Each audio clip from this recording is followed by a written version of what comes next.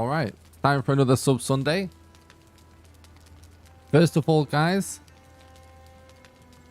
I just want to remind everybody that you can support the stream by pledging on Patreon. You can support the $1 level all the way up to as much money as you want. This is how we do subs instead of Twitch subs now. It's the best way to support the content. So if you want to help keep the content alive, please subscribe on Patreon. Every little helps, so don't think just because you can only afford $1 it doesn't help. Every little helps. Today on Sub Sunday, we're going to be playing with Patreon subs on a private server that's just for Patreon subs. So we're going to be getting into that right now. So we all started a new character.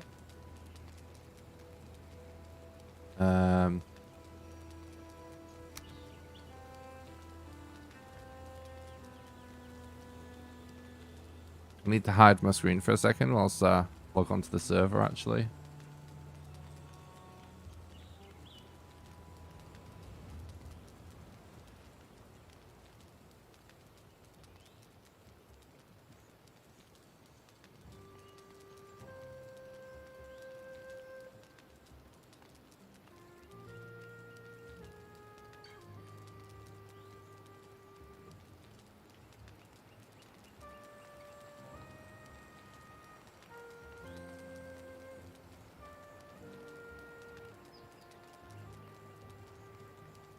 Okay, Discord's just being slow for some reason.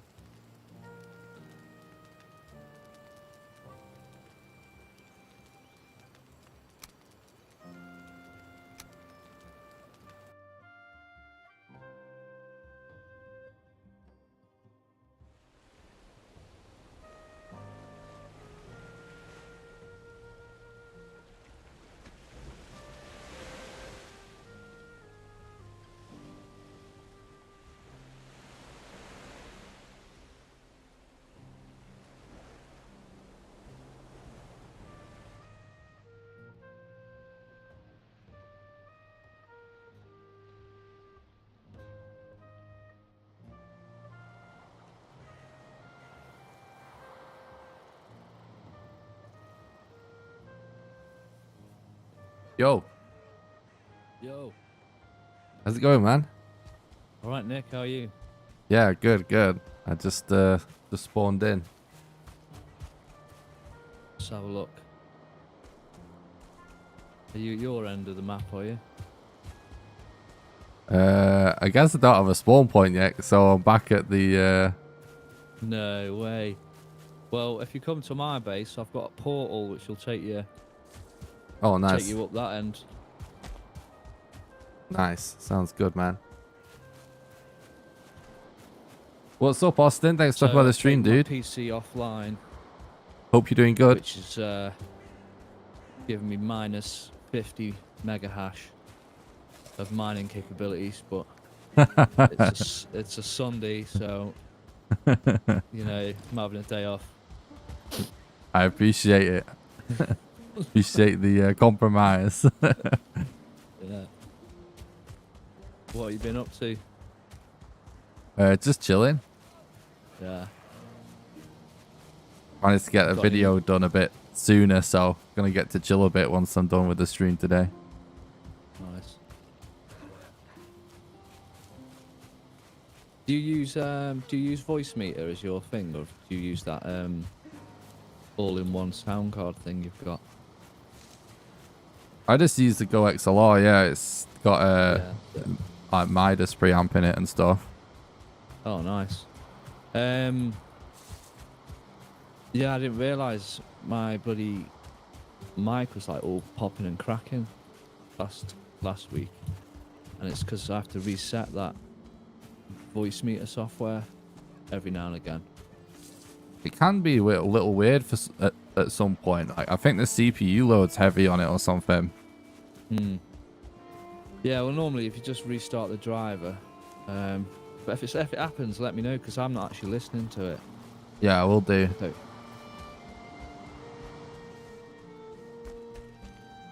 Yeah, I just use it. Hang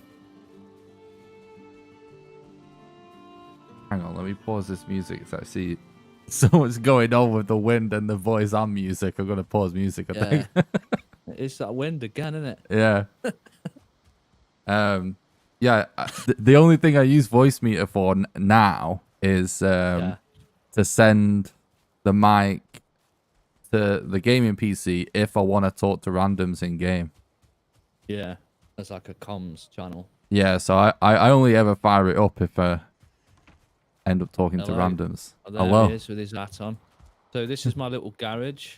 Nice, nice. Where I keep the cart. This has all been cleared out. As you can see, it's perfect square. Oh, So that was that's nice. been totaled. I'm building another one over there. I'm gonna make a road for it. I'm not a big cart user, but I've started using it. And this is my Saxon burr, which is a perfect circle.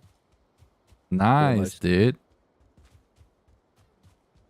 Scythander's gonna be pissed that you built way more shit than him.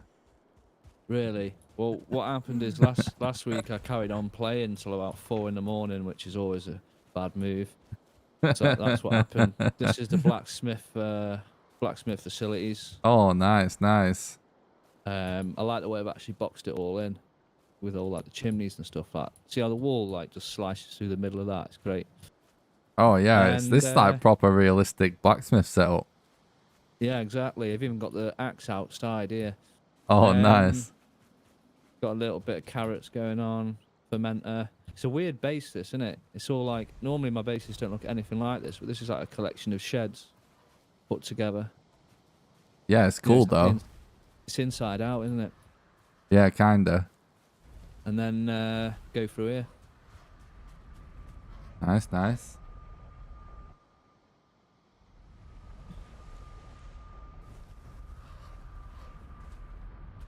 Bit tight. Nice, Austin. That's awesome, dude. That's awesome, man. Yeah, that's sweet, dude. So, oh, you've hidden it in a... well, that was a shack that I took over. Yeah, I was yeah. Up this end, and I thought I'd just do that. That's nice. So, what do you plan to do today? Do you think we'll be able to tap the elder? I reckon, yeah. Okay. I'm gonna work on my base a little bit, and then we'll gear up for the elder, I reckon. All right, I'll see you in a bit. All right, mate. I did try and build a bridge, but it appears that no one's been on here, I don't think, because I planted some pine trees. I was going to use them as like vertical supports, Yeah. and they haven't grown. So Huh. I guess that means no one's been online, which means no time has elapsed. Interesting. I would have assumed. Is that right? I don't know. I don't know. I would have assumed that time would pass, but it can't have, obviously. Yeah, I swear those trees don't take a week to grow. No, they can't, surely.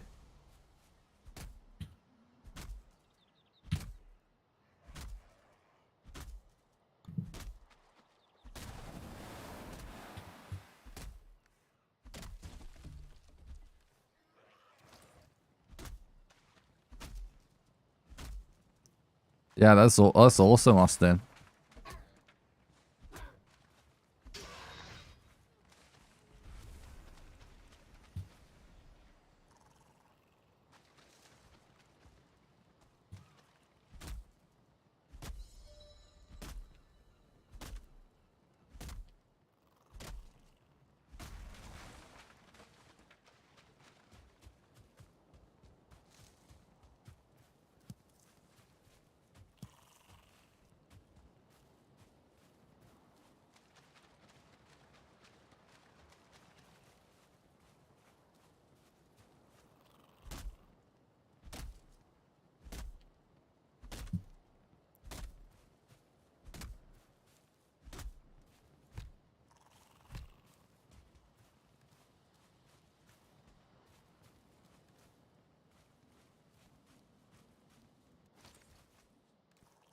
I'm gonna have to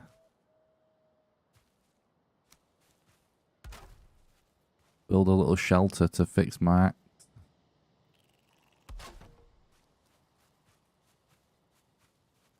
My God, it's so dark.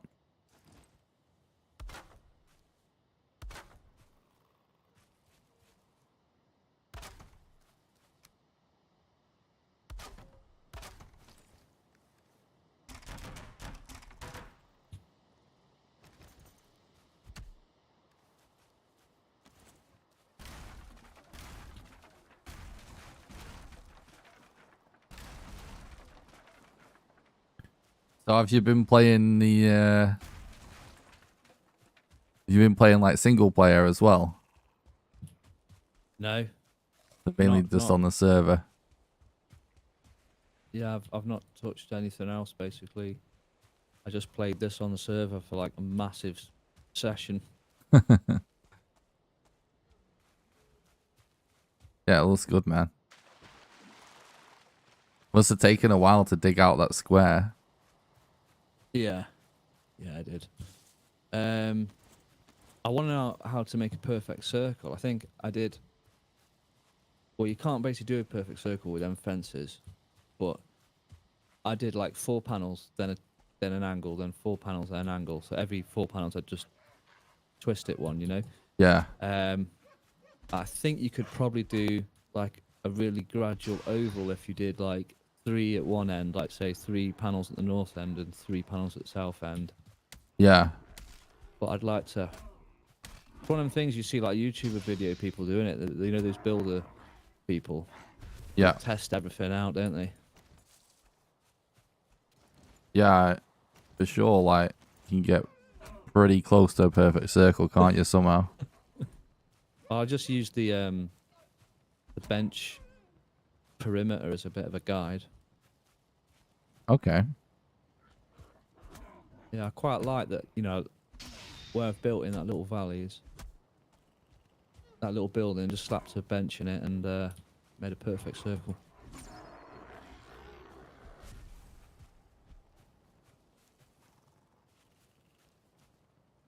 I mean, it's quite surprising how circular you can like stuff does look like just a few steps away, you know. When you even if you just turn it every piece. Yeah. Quite weird when it renders because it renders in that like sections as it goes around the circle as you get closer. Yeah. I don't know what you've got your graphics set to. I just copied what you said, but do you run nicer graphics for your stream? No, not really. Basically, I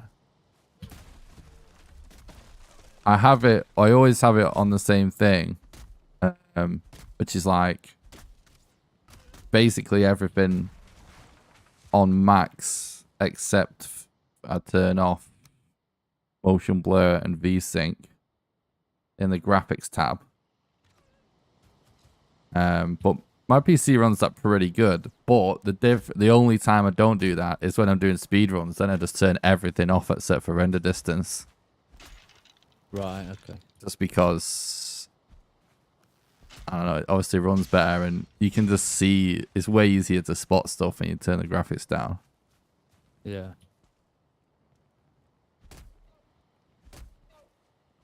How many days have you got left until you're able to make a submission? Let me see. Yeah, when was it? I did it on Tuesday. I don't know. Maybe 4 or something like that. Cool. It was like a day or two after I actually did it because you kind of need to get the video up, you know, so you can send them the evidence. And Yeah. because it's like a fucking 5-hour video, it was kind of a nightmare to separate out and get up on YouTube.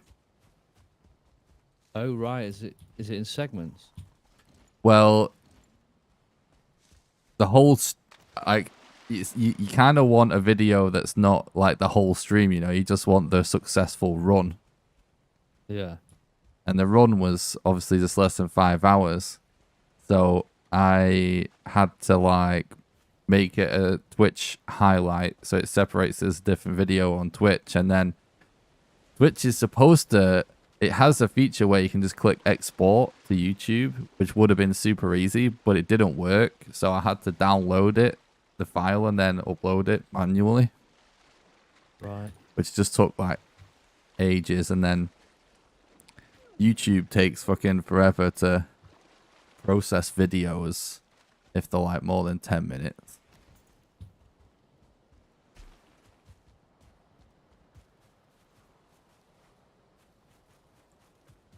So is your new video? You've made a new video, but is that for Monday? Is it?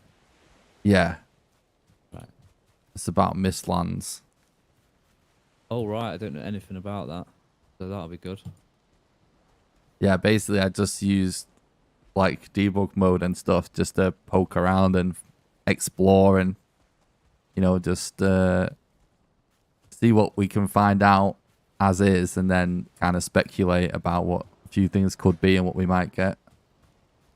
Yeah. There's been a large update, hasn't there? Like technical stuff they've done to this. Yeah, there's been a few things, yeah. I've not read all the patch notes, 'cause obviously it's a bit tedious.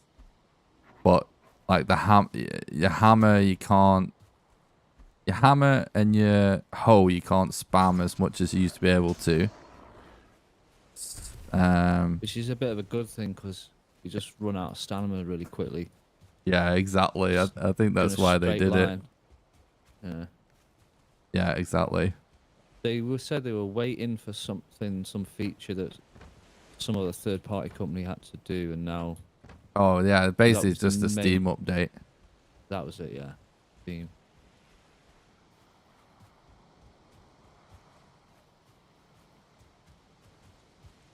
So that Hearth and Home isn't out yet, is it? No, not yet. Unless it came out today without me realizing, but I doubt it, so there's no update.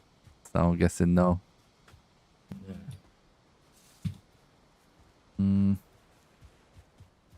How do I get started on this island? I'm probably just gonna put fence up.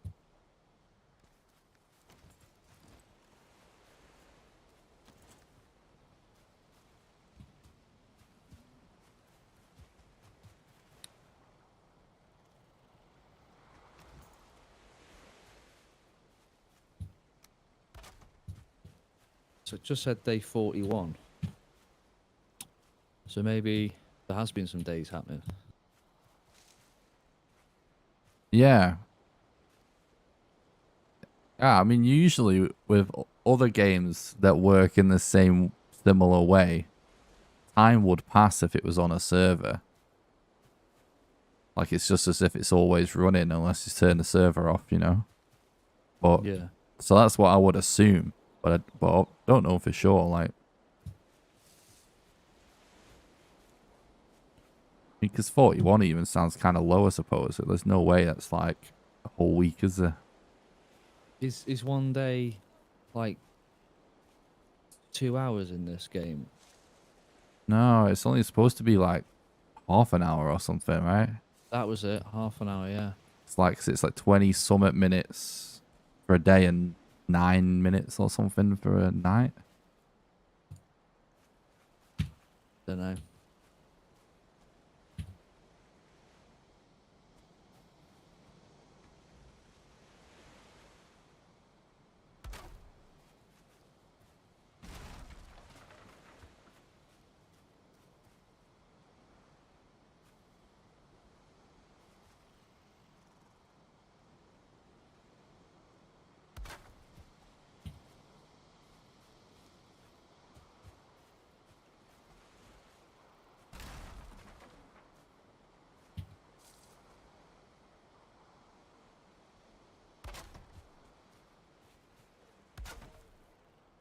So anyway, chat, I'm just playing with patrons today.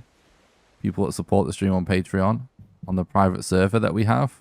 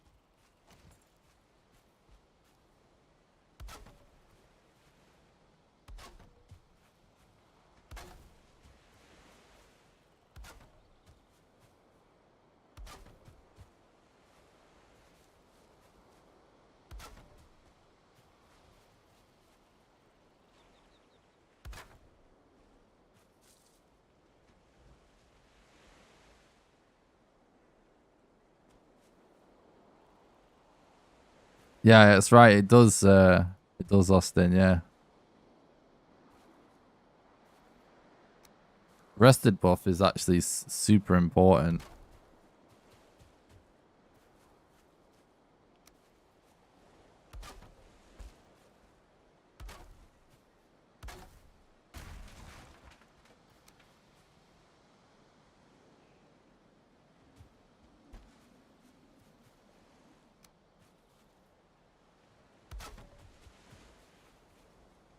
That actually might be. I might even make a video about that at some point.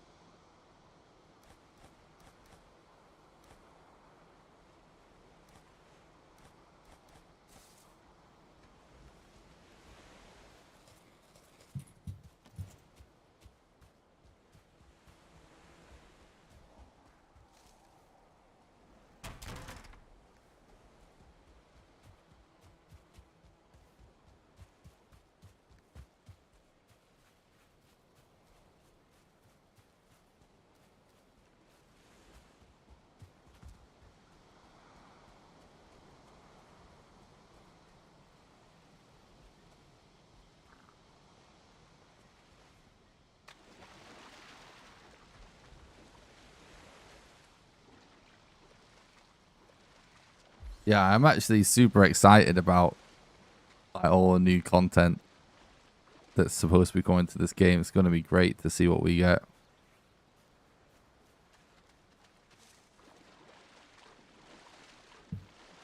Have you looked at the roadmap? Have you? Yeah, yeah. How long is the roadmap? It's actually all just supposed to be this year. So it is quite a lot of stuff in a short period of time. I mean, nothing's fast enough for gamers these days because people's attention span's fucking tiny, but Yeah, I've started like not really consciously, but you know, like the concept of skim reading. yes. I've definitely started skim reading YouTube videos. Oh, yeah? I just, you know, when you sort of just can go, yeah, I don't need to see that section. You can almost judge it and just skip a section, which is obviously probably not what you want to hear, but Yeah. Actually, I always make timestamps for every video so you can do that. yeah. Yeah. So you can just like Some people link. do, don't they?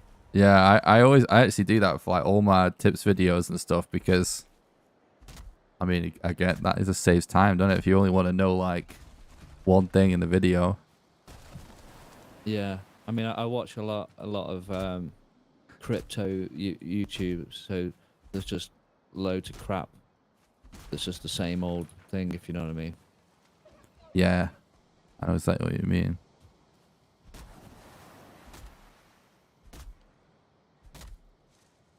Like one guy has a lengthy intro about how he's not a financial advisor and his advice, because you can get sued basically. Somebody, Yeah, you if can get you sued, so, yeah, if people if you think that you're giving financial advice and it's shit, right?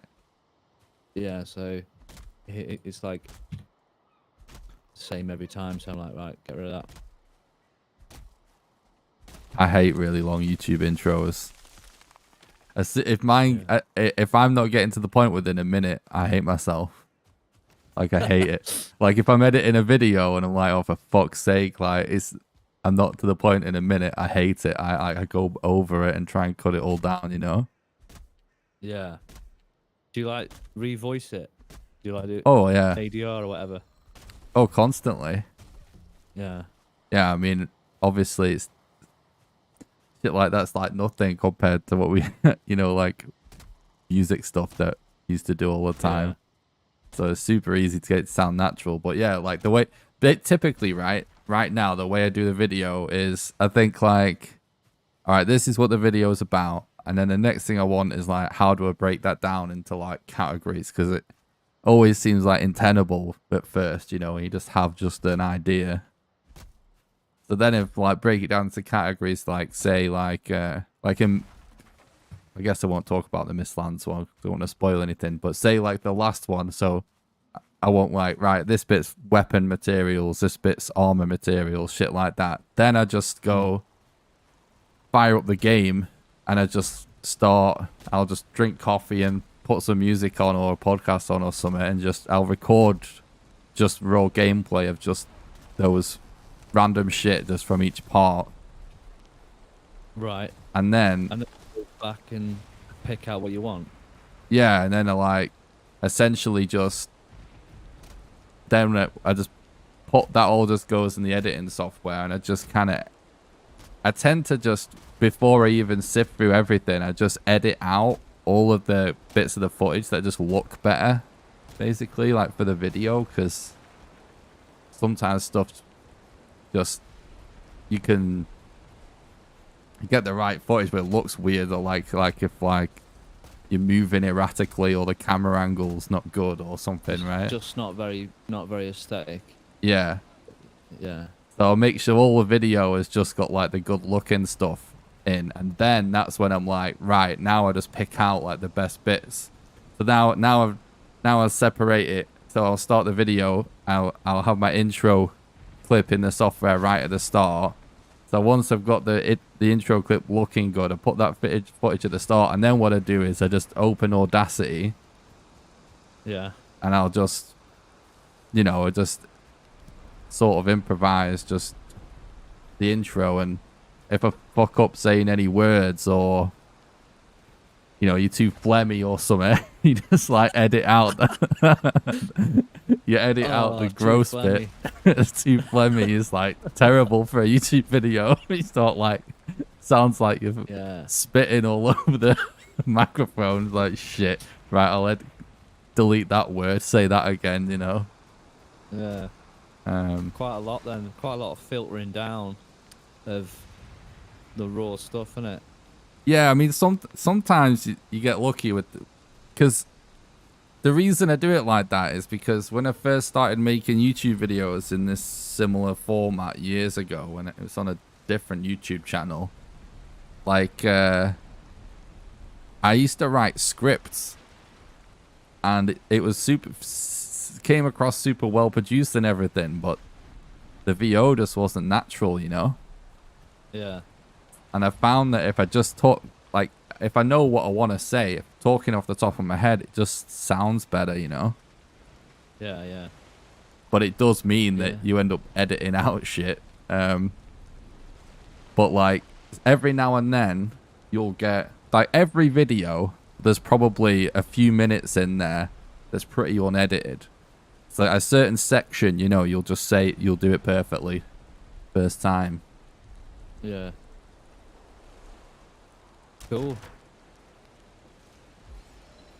But sometimes you just inexplicably start like fucking stuttering like an idiot or something like that. And you just like, oh, for fuck's sake, it sounds stupid. I have to edit out all that.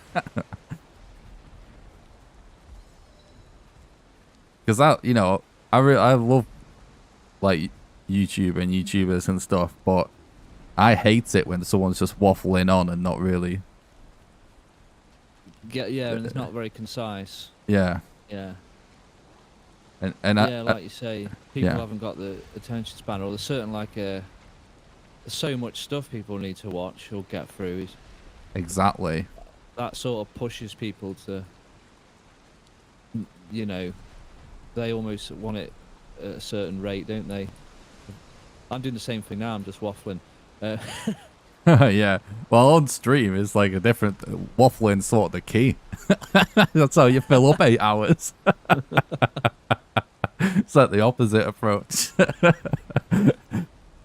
But yeah, I think the streams are really good. I don't know how like you can just like keep going with not having like anyone else there, like bounce off, if you know what I mean.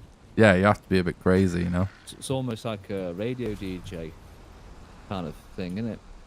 Yeah, I appreciate that. Thanks, man. It's, you know what it is though. It's just time. It was a shit show day one. How you know how I started was just me and Tom co-oping Xbox games together. When was that? But like, how far back was that? 5-6 years ago maybe. Yeah. So what, you two just chatting, playing Xbox games? Yeah, you know, it was like we both streamed and had separate channels, so every now and then you might get someone in the chat to talk to, but it was basically just you know, we're trying to kind of forget there's even a camera on, you know, it's just us playing games normally. Yeah. Having the camera on your light as well, that burns you out, doesn't it? Yeah, it's funny you should say that actually. I think a lot of people don't realize that. Yeah, but I think a lot of people realise it when they start zooming. Oh For all these, yeah, like meetings and stuff. true, yeah. Everyone's sort of become more like people that wouldn't normally be exposed to that. Yeah, true. Camera time. It's just something quite unnatural about having all them people like look at you in Yeah. these group things. Well, True. a lot of people have mentioned it, haven't they? I guess so, yeah, it makes sense. But yeah, like, that's why I always say, like, sometimes if I'm just completely exhausted or I'm sick or something, I will just turn the camera off and stream without a camera, because it's like, it's not like I'm not live, but it's almost like 50%, you know. Yeah. It It's good that when you're playing an FPS game and you just saw your mouse cam. yeah. That sort of makes sense. Yeah, it's like a middle ground for me, you know. It's like a little bit more relaxed for me, but still get to see something. Yeah, there's a YouTuber. He's a Scottish guy, and he's like a tech. I forgot his name, like Martin somebody. He's like a tech guy. He'll strip stuff down, but all it is a camera from above his desk, and you just see his hands, and he just talks. Like, you Yeah. never see his face. That's his thing.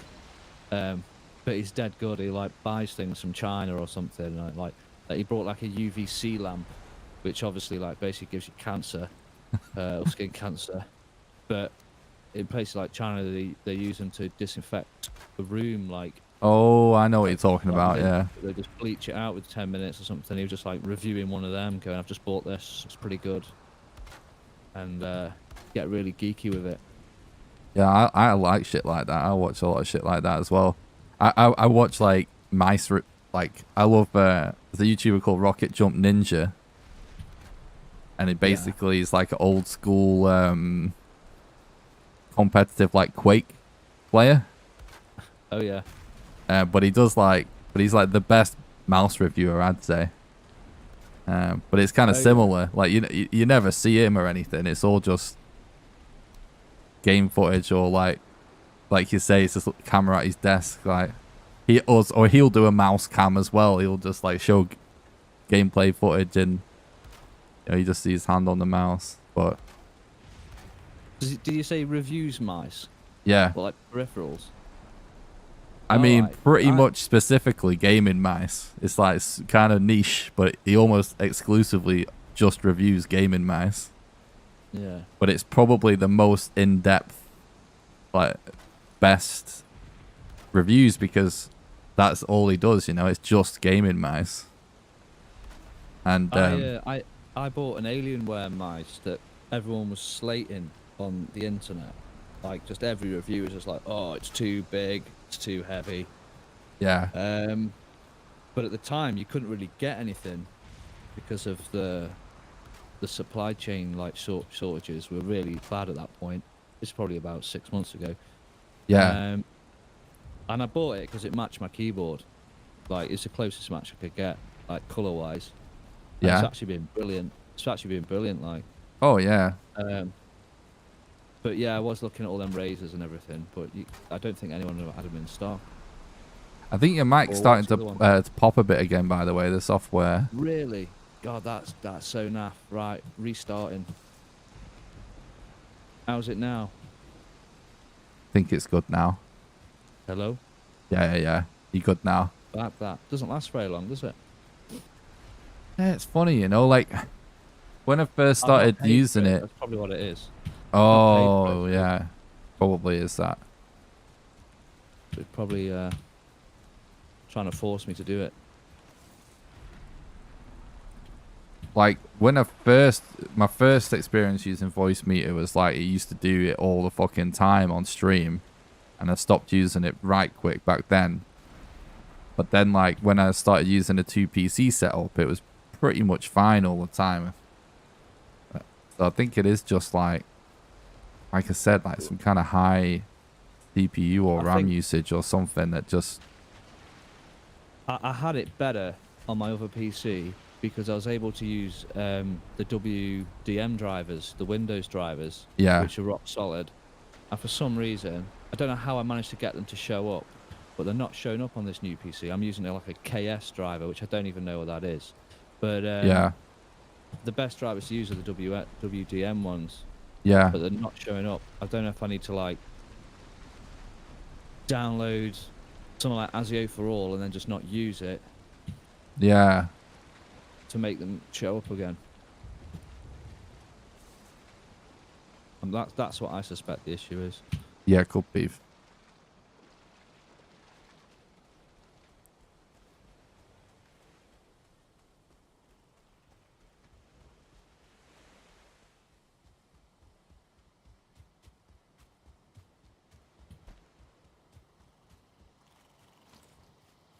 But yeah, when I first started streaming, it was just for a few hours, you know. I'd be like knackered.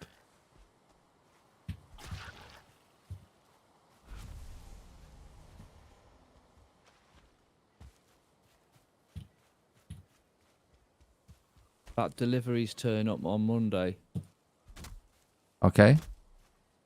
but because I've selected shed, I think they might even prioritise to go there. Right, that's all good. Unless they got a bit of common sense. I was going to write a little message, but I wasn't able to. Didn't let me.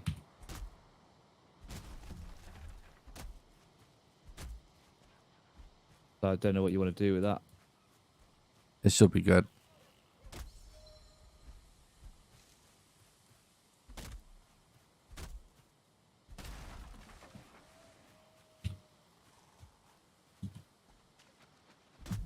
It's usually the same people, right, with DPD. Like, they do your area, I think. Yeah, it's like a patch thing, isn't it? Yeah. So you should know the drill.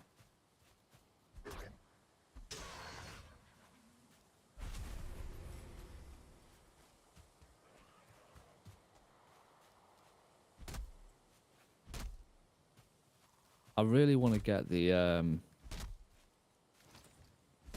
abyssal knife and the abyssal harpoon, and then I really want to get the shield made out of the serpent scales, which you can only get by dragging them on land. Yeah, that would be cool to do.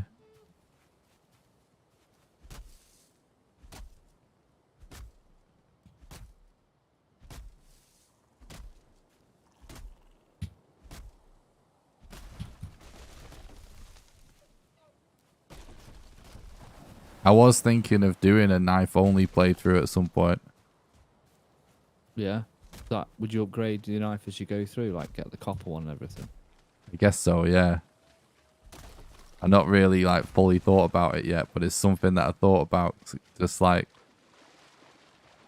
a bit of a meme, you know? Yeah, I really like it because you can. Have you ever seen that like video of a Navy SEAL or something who like knifes a dummy something like 80 times in 20 seconds? I think I might know what you're talking about, yeah. Yeah, you know, well in the game the knife on this is really quick. You can get several hits in, and it staggers them, doesn't it?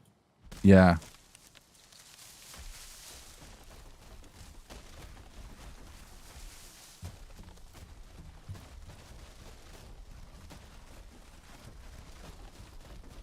But it's kind of a thing in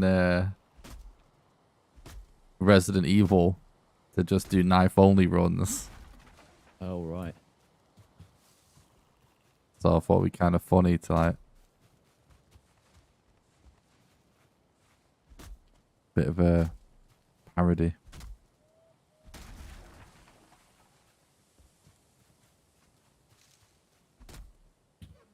Nice. Just found a fish on the floor. That's great. Sweet. I'm absolutely knackered because I spent past 2 days underpinning my garage with my dad, Oh yeah. pouring concrete underneath it because it all like washed away from underneath. Oh. And my garage, which I'm trying to turn into a workshop, was like completely unsupported on one side. So I managed to save that. Nice. I'm going to move my mining rig in there and have like a little server cupboard Sweet. because it's really, really loud.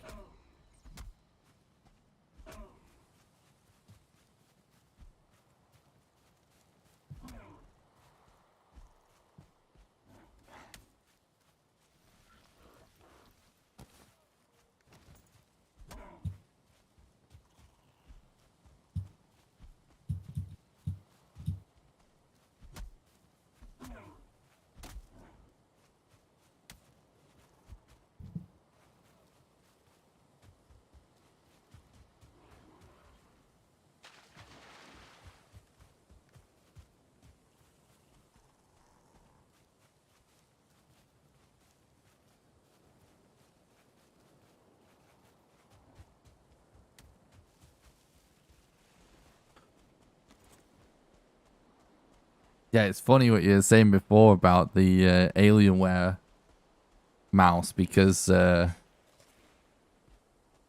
thing is, like, it's like sometimes when gamers complain about things being bad, it's not like it's like when people, if anyone ever says like any Zelda game is bad, they just mean it's like might not be as good as whatever Zelda, but there's no such thing as a bad Zelda game. It's still better than 90% of games.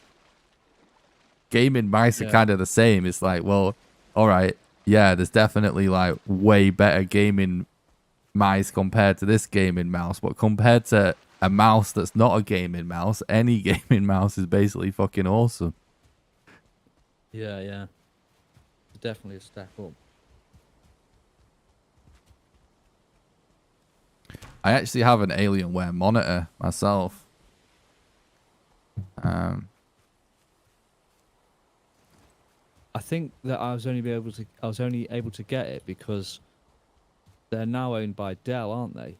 Yes. And I think they possibly make it in America. So their supply chains weren't as affected. Sorry Yeah. about that. It's all good.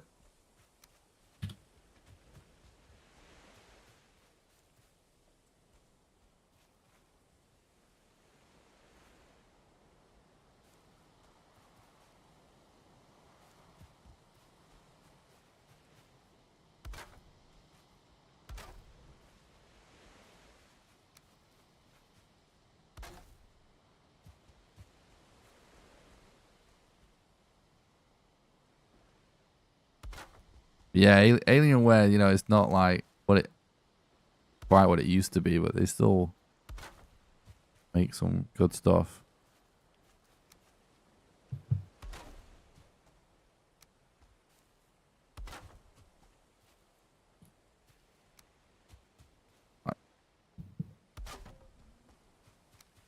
Yeah, like this monitor is like one of the only, like, there's not too many options for 1 millisecond delay, like 1 millisecond response time, 240 hertz, 1080p monitors. Like, people don't really even make them No, they don't. because like it's all like it's either a higher res or a higher response time, which is obviously it's kind of defies the point of having a super responsive monitor.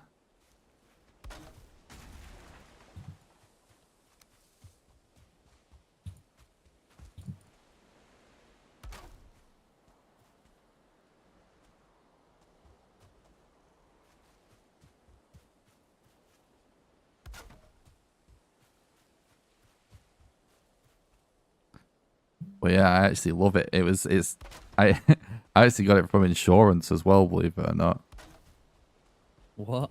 because our fucking kitchen flooded and it went into the Right. basement and trashed a load of shit in the basement. And I had an old 32-inch Samsung in the basement that I claimed on insurance for, and I just bought a monitor. You know what I mean? Nice.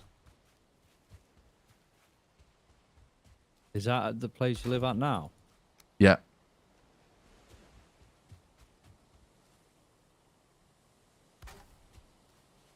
So you got a basement. That's pretty cool. Yeah, it's nice. Got some weights and treadmill down there and stuff. Telly. Cool. You know what basements are good for? What? Crypto mining rigs. True.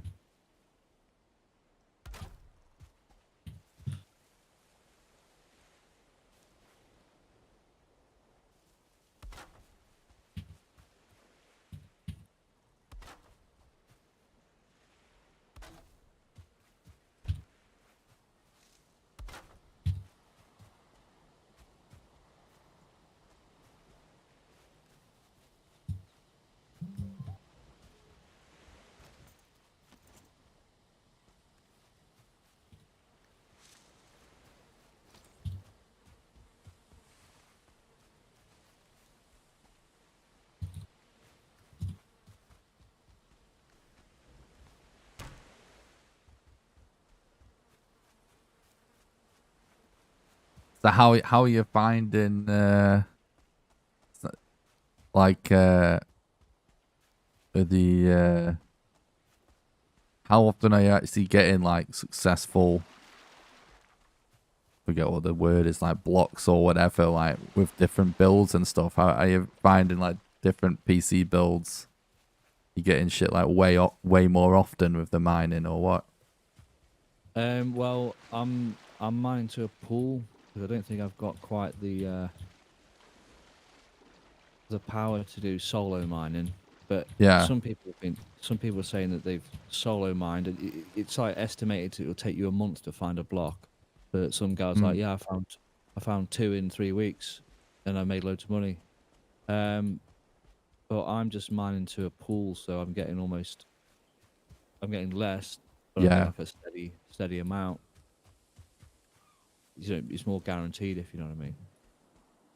But Yeah. I'm not using Windows.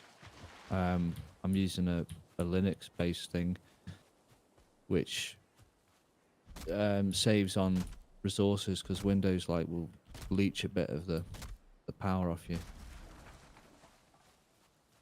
Yeah, because that yeah. 'Cause it's not it how often you can get blocks. It doesn't it depend, it's not been the same since forever, right? It depends on um doesn't it depend on how often everyone's getting them or something? Well, the difficulty keeps rising because everyone's getting involved. Yeah. So the more difficult it gets, the longer it's going to take for the pool to find a block. So the pool's finding the block, and then it's divvying out the shares. It shares up the whole block Yeah. to everyone who contributed to it, and you get paid. You get paid for like what you put in, basically. Because when I did it, I remember getting a few blocks and it was like kind of a shitty computer. Yeah, I mean, if you did it back in the day, like when you did, that would have been good. You know, would have been like a lot more raw, and you could directly mine blocks yourself. Yeah. But that's called solo mining, Yeah. and to do that now, Yeah, it's nuts because there's just so many people. well, you need a really fast ping time, basically, to get the best chance because you're going up against these massive farms, aren't you, that are doing the same thing. Yeah.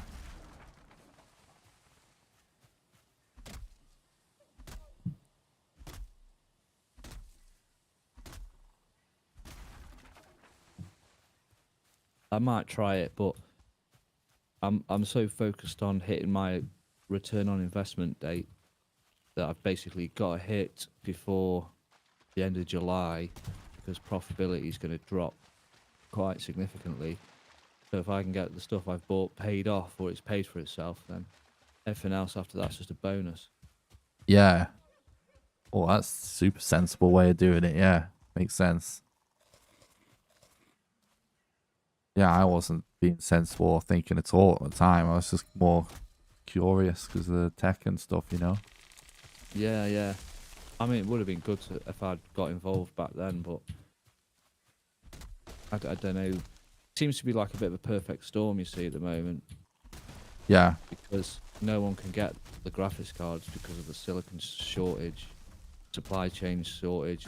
Obviously, everyone's blaming it on miners, but really, it's the scalping that's the issue, isn't it? Well, yeah, it's crazy fucking bots and Yeah, yeah. You know, the you know, whole the whole fucking situation. Yakuza or something heisted a fuckload of graphics cards, didn't they? Did they? I didn't know that, but don't surprise me. Yeah, there was some kind of gangsters robbed a factory in Korea of like fucking like thousands of graphics cards, I believe.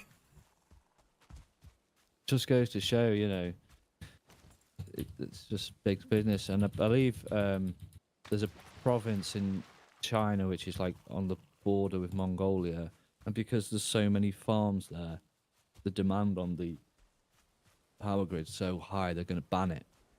So Oh, everyone was like trying to okay. create like a bit of a panic, saying that Bitcoin's going to be banned in China, but it's not. It's going to be banned in one province, and all they'll do is just move to the next place because there's still loads of money to make. They're not going to just stop, are they? That's not how capitalism works. No, they can't really. Ultimately, they can't do too much about it other than just Yeah, forcing people to move on, can they? But the yeah. economy's Well, going to still be there. that's the thing with all these massive farms where they've invested loads of money in these ASIC miners. It's just big business for them. It's too important to them. I'm just doing it as like a bit of passive income, you know. Yeah, it's a great idea. I actually want to make some proof of stake nodes, which is what's going to be next after proof of work. And Ethereum's moving, or always was planning to move to proof of stake, and that's happening probably January next year. So that's going to mess everything up for all the miners because everyone's basically mining Ethereum at the moment because it's the biggest one, biggest payout.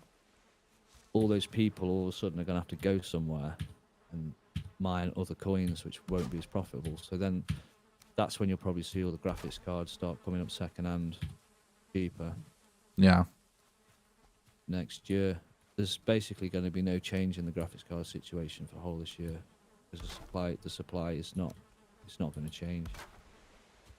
But I believe Nvidia are scrapping their entire lineup and making new ones, which will all be anti-mining. But Hmm. you know, Nvidia aren't that kind of company. They're all about the money. And if people are buying them, that's all they care about. The graphics card game's been a fucking mess way before crypto kicked off. Yeah. It's I don't know how it's so insane. The raw power that more and more gamers are just like forever convinced they need, you know? It's like Yeah. wild This shit. this step this step up with the 30 series is quite good. I think, you know, yeah, it's quite a good step up, and the energy efficiency of them cards is really, really impressive. Yeah. Um, the last crypto boom, people like Linus Tech Tips and all that were saying don't go and buy the 20 series. I know you've got a 20 series, but when it came out saying don't bother buying the 20 series, wait for this crypto boom to finish, Yeah, and the yeah. market will be flooded with cheap graphics cards, and that's exactly what happened. So Nvidia lost out basically because no one was buying their latest product, and I think they've learned from that lesson. They don't want it to happen again. Well, I ended up with a 20 series because my graphics card actually broke. Did it? and I was What, you got it on complete. warranty? No, I was out. No, I was completely fucked. Like the stream was dead. That was it. Can't do shit.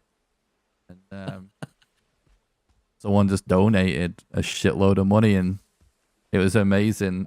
They sent a message telling me how, I don't want to say too much because it's probably a bit personal for them, but basically they had like a sick relative that was on the way out, and that like watching the stream was like the highlight of a day or whatever, and it was amazing. Wow. Like little message. And yeah, she basically almost single-handedly has bought me a graphics card.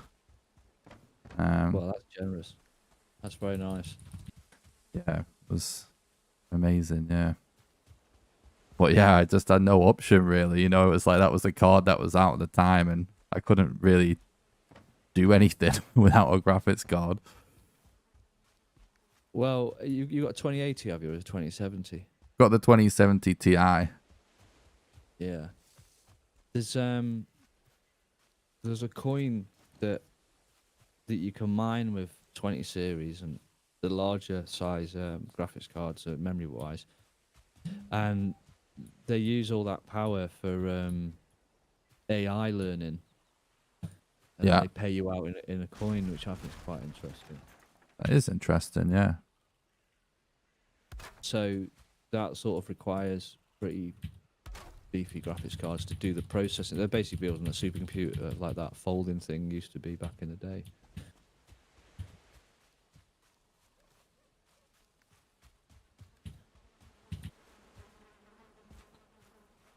But RTX is super interesting, like ray tracing and stuff. Like it looks phenomenal, but in most games, it's just not even worth it. Like the FPS cost is not worth it most of the time, which is a little bit of a letdown. But Are you playing Cyberpunk? I was playing Cyberpunk. I do want to get back to it at some point. Yeah, that'd be good to see that. I saw that was one of the things on your variety day, wasn't it? Yeah, I keep thinking, like, you know, the only reason I've not done it is because I had some custom NVIDIA settings in my control panel that I keep just like, oh, I can't be arsed, like making sure I've got those turned on again, you know? Yeah, I know what you mean. Can you save preferences or anything? That'd be handy, wouldn't it? Like in profiles or something. Yeah. I'm not Yeah, sure. I've never I bet you looked can't. into it. I've never looked into it. You might not be able to officially, but it might be possible to actually kind of back them up, then restore them though.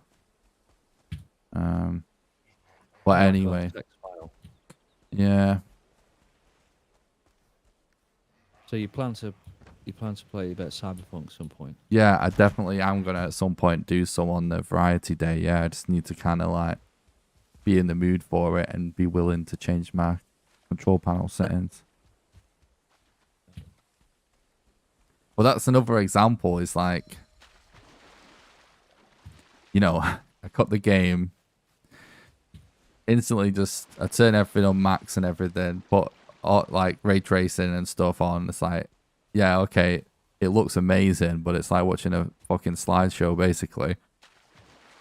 And then when I was like looking into optimizing it, which if I'm gonna play a game a lot, I usually do a lot of research into optimizing it, and it's just not, ultimately it's not worth it, the ray tracing even in that game. It still looks amazing without ray tracing. We're not there yet from a practical point of view. We're not there yet if you care about FPS. Yeah. You know, like if you were wanted like 30 FPS, easy peasy. All right, you can go do it to your heart's content. Maybe even 60. But the main issue is though, like high FPS feels better from like a gameplay perspective than ray tracing looks, if you know what I mean.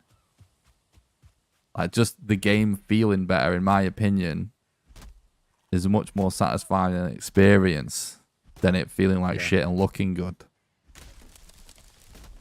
Yeah. Well, yeah, if it doesn't play well, it's not really a game, is it? It's not a good experience. Well, that's the thing. Is like, If you want to look at something nice, yeah, well, that's that. You can look at a movie. true, yeah.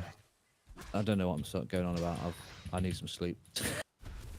No, it's true though. Like, yeah, It's a classic form over function, function over form thing, isn't it? A game's got to be playable. It's got to be enjoyable to play.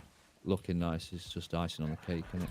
yeah. Well, from a technological standpoint with video games, I would kind of argue that like the frame rate is basically the sort of only the frame rate and like input lag and stuff are like the only two things that technical sort of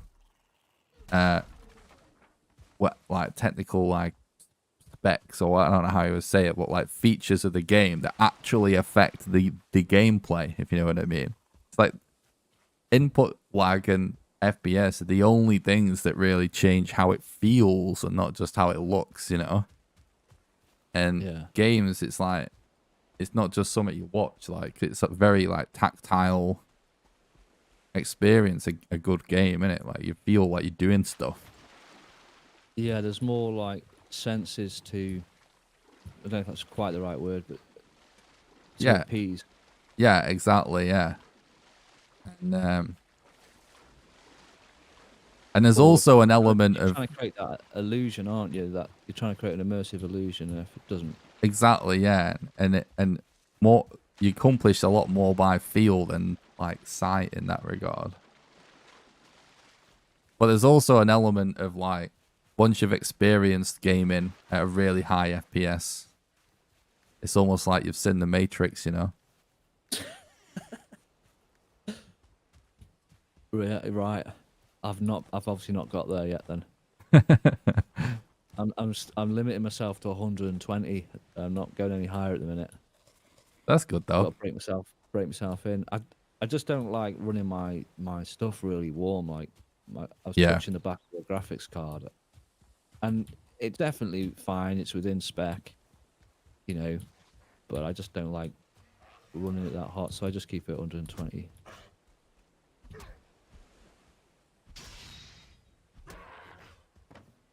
But yeah, the first time you play an actual kind of like competitive first person shooter actually at like, you know, if you can actually get over 200 FPS out of it and you're playing on a 240 hertz display, it's like you're in the Matrix or something. Right. It's I like- realized something. You know, I said it. I wrote it on the chat saying, "Oh, I've set my settings to let's say I'm set my monitor to 144. I've set my graphics card to 144 max, but actually that was bad. I shouldn't have done that. You have to set it to double what your screen's capable of. Apparently, Yeah. you need to have that headroom. Sure. So yeah. So if I've got 144, I need to double that, and that needs to be the max limiter of my graphics card. I thought it was like 1-for-1 pegging, like, you know, one frame, but apparently it needs to be double.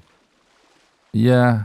I mean, all that's technically true, but it ultimately it's gonna just.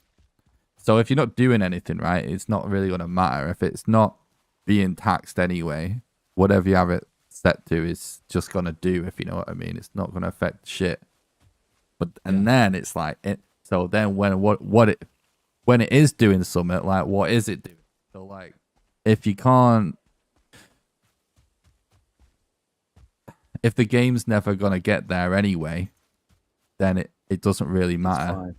Like what I used to do is just when it comes to setting limits, which is is always worth doing, in you know, if you care about that sort of thing, I guess. I would just like play the game a shitload. You know, whatever it is that you do with your PC on a regular basis that actually going to use GPU, just do a lot of it and see like what the FPS is even sitting at, you know, and then just depending on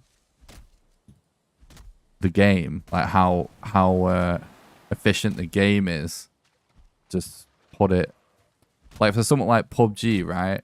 It's not very efficient, so I would argue that you only really need to have the max FPS set to be like 10, 20, 30 frames ahead of where it usually gets, because it's just never getting there. You know what I'm saying? Right. Yeah, yeah. But like You if it's don't need yeah. You don't need too much headroom. Yeah, but if it's a game that's like easily just going to hit your max FPS, well, that's different, you know. Yeah, because sometimes you see some games where there's portions of it where you get ridiculous frame rates, and everyone's like, "Oh, look at my frame rate," blah blah blah. But it's Yeah. better just rein back your CPU and stop it trying to get there, because there's no need, is there? Yeah, it all depends on the game essentially. But I just have limits set at just like a little above what like is the best case scenario that it will actually get personally. Or some engines like with Apex, there's that the actual engine itself has issues over 190. So that's just at 190 for that reason. But the science, playing that? yeah, I'm loving it. Yeah, it does look pretty good.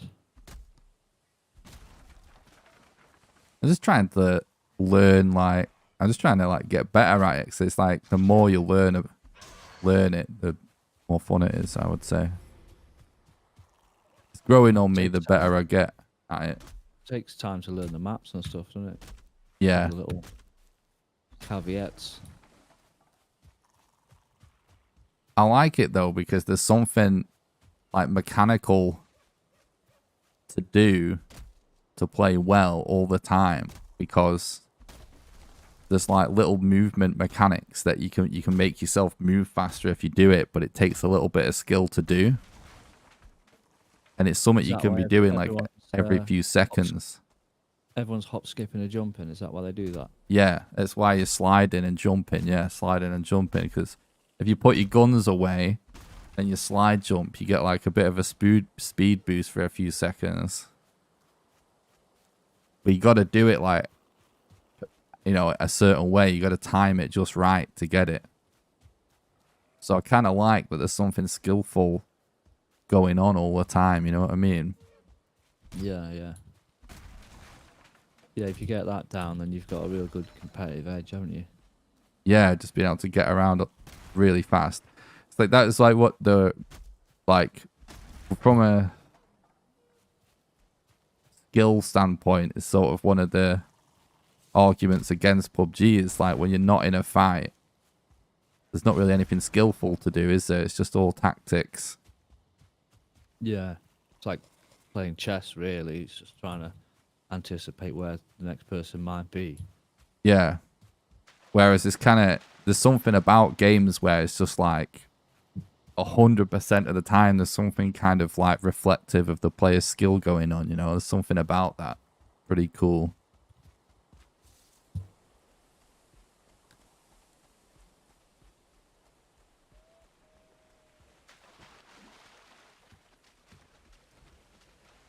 You know, Call of Duty actually has some similar things too. It's just most of the big content creators are shit at it. I haven't played any of them Call of Duties, or I think I moved away from all that when Battlefield first came out, the first one of them. I think that's like the last time I was sort of in that kind of sphere of Xbox games and things like that. But how come you don't play COD and things like that? Because it's just overdone. Welcome back, Austin. No, I really like Call of Duty. I actually, when Warzone came out, I streamed it for 24 hours. Right. And I was really grinding hard. I was like trying to like be super competitive with that game at one point, but there's something about it where I was so like it was pissing me off so much when I was playing it that I just lost my patience with Warzone. I don't know, there's just something about it when like things go tits up. It just annoyed me more than any other game. um, Right. So it's just a frustration factor. it's frustration and then a few other things like there's a surprising amount of like bugs that actually affect the gameplay meta. You know, it's like PUBG has bugs and stuff, but not like this. Like in Call of Duty, like there's bugs where certain weapon attachments do the opposite of what they're supposed to do. Oh, right. And shit like that. It's just like that was kind of annoying as well, you know.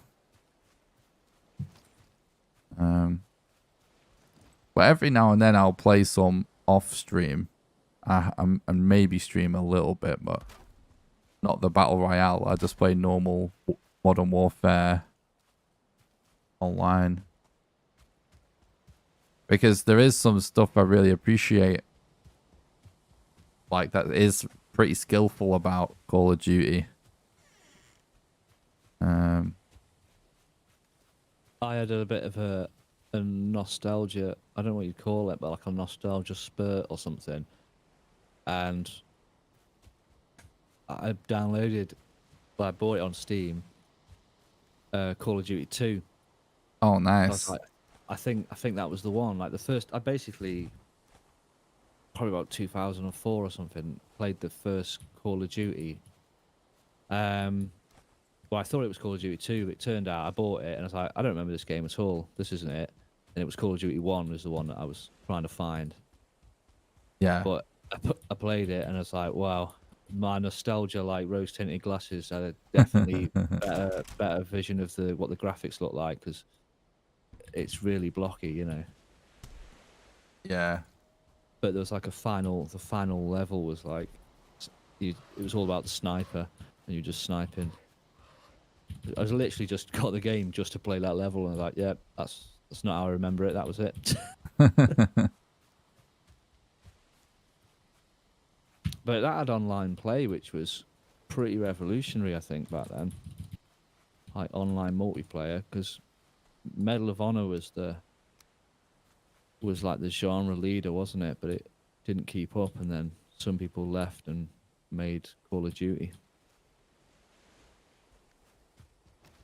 Yeah, like the Modern Warfare era was when all the developers from like Battlefield and Medal of Honor and they all went to that studio to make Modern Warfare. But I actually also I need a hoe. I also I played every Call of Duty like basically when it came out for like from the first one, basically up until maybe like Modern Warfare 2 or something. But I love those old ones. Like I played the shit out of those original Call of Duty games because at the time there's like I would say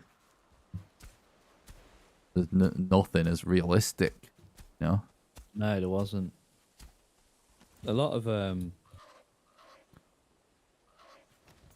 I've watched some documentary about it, I think, and there was like a bit of an uproar about like when Medal of Honor were making that first game from like you know, veterans from World War II and everything, but then they got like some specialist guy in and his opinion completely changed. He's like, this is really good, this is really educational and blah blah blah. Yeah. Well, that kind of shit still goes on now. There's a game that was banned years ago that is due to be re-released that there are people in the States causing a ruckus about getting it cancelled again. What the hell? I think I might know something about this. Yeah. What's it about? Why is it so controversial? I've not read about it in great detail, but from what I gather, it's just, you know, a not too rosy depiction of war. Right. Which, I don't know.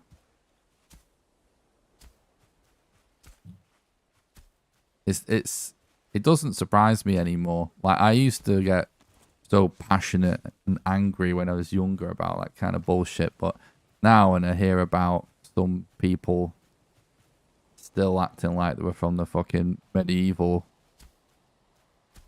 fucking days. Like, what are they called?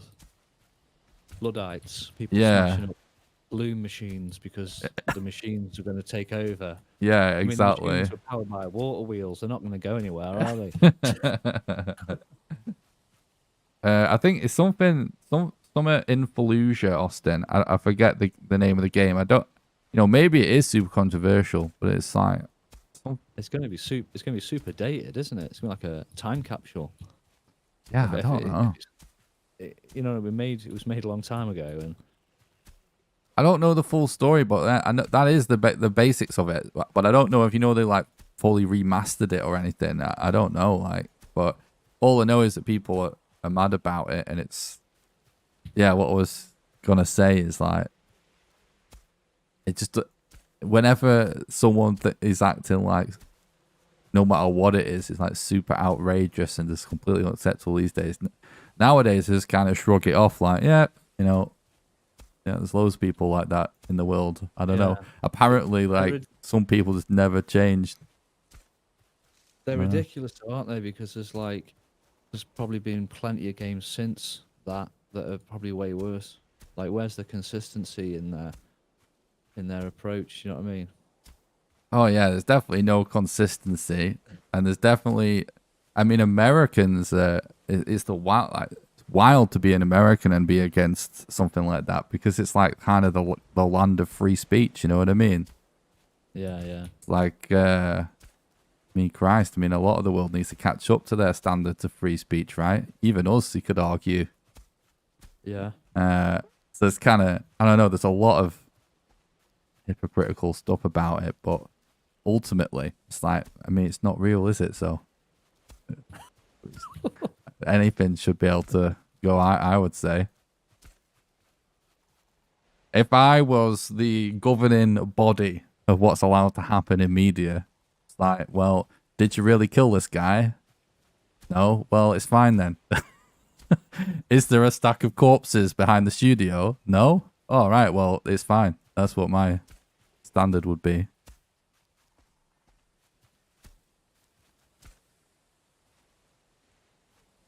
Did you fill out the consensus form? The census? Yeah, yeah. My mum did it, I think.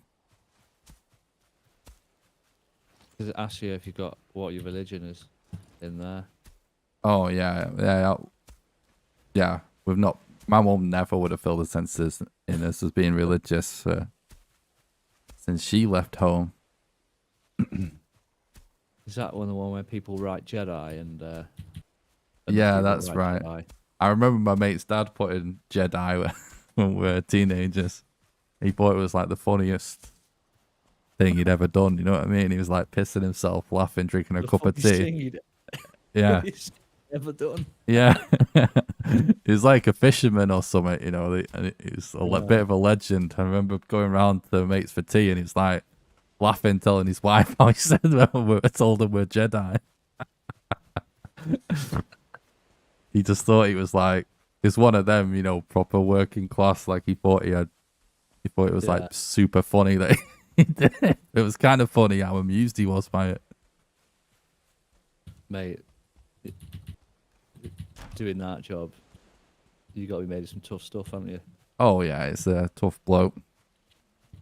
When the fishing industry collapsed, he just started selling boats and stuff, buying and selling boats.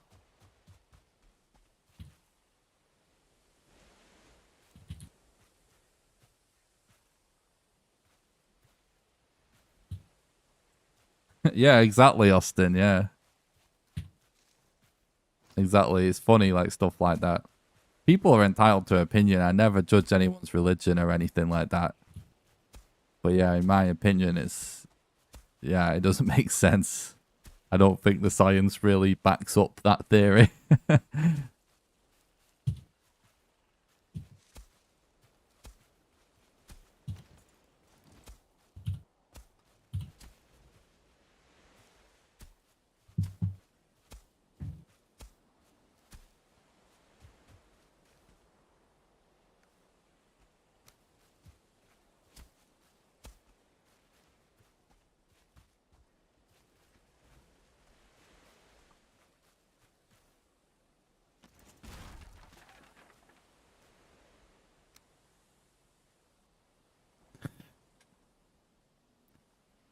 But yeah, when it comes to people being concerned with some of these games these days, it's like, one of the things that I think about when I see it is like, man, they're concerned about this video game. Like, what the fuck are they gonna do when like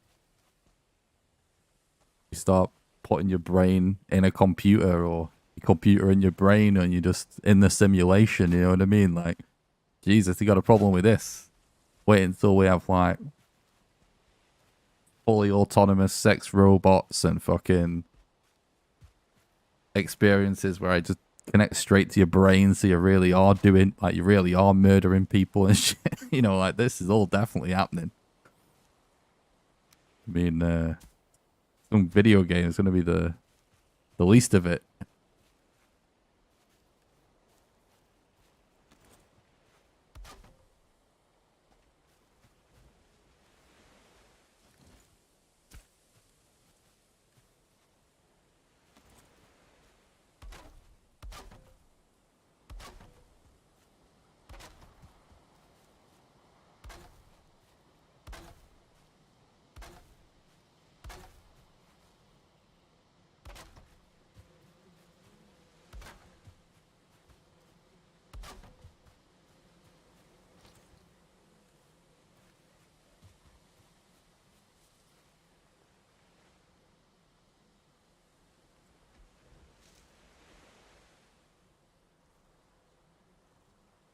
I was going to make my base just one big tower. And now I'm wondering, what the fuck am I going to do with, like, farm shit, though? Probably going to have to just have a portal to somewhere.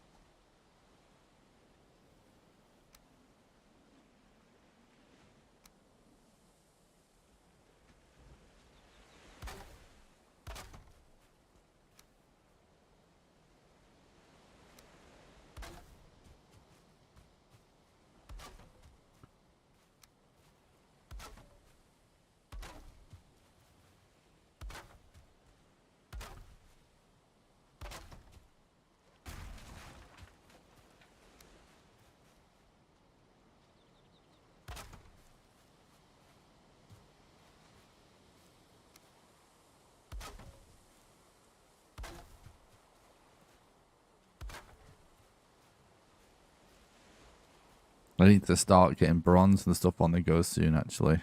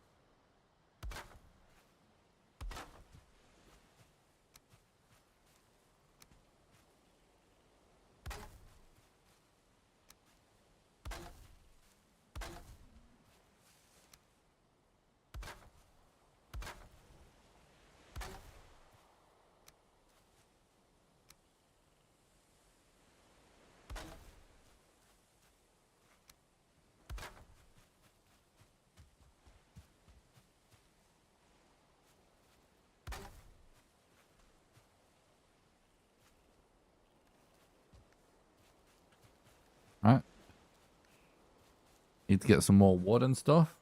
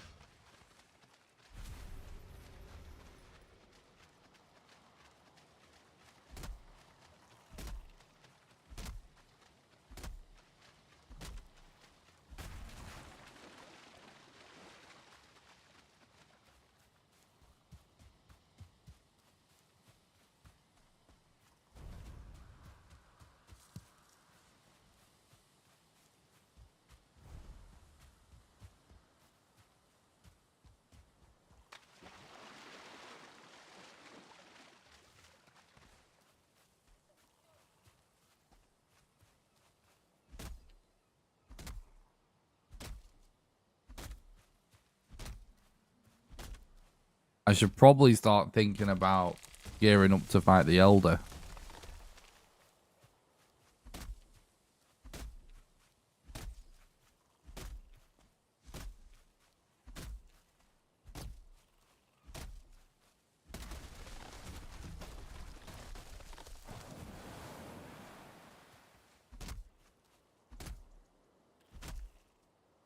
I do want to work on this like tower base.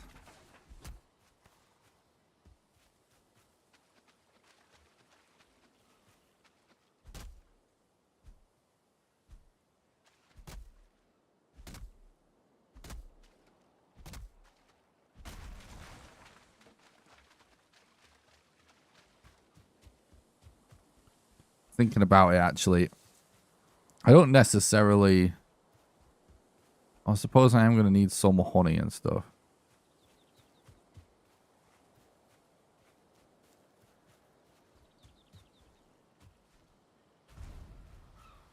Yeah.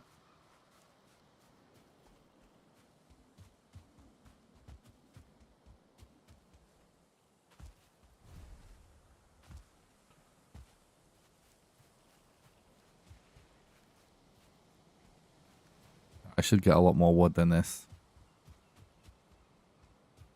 It's just thinking like what kind of farms I really even need on the server.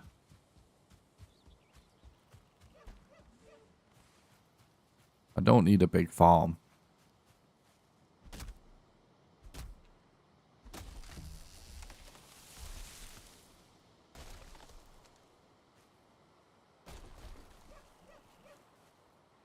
Oh.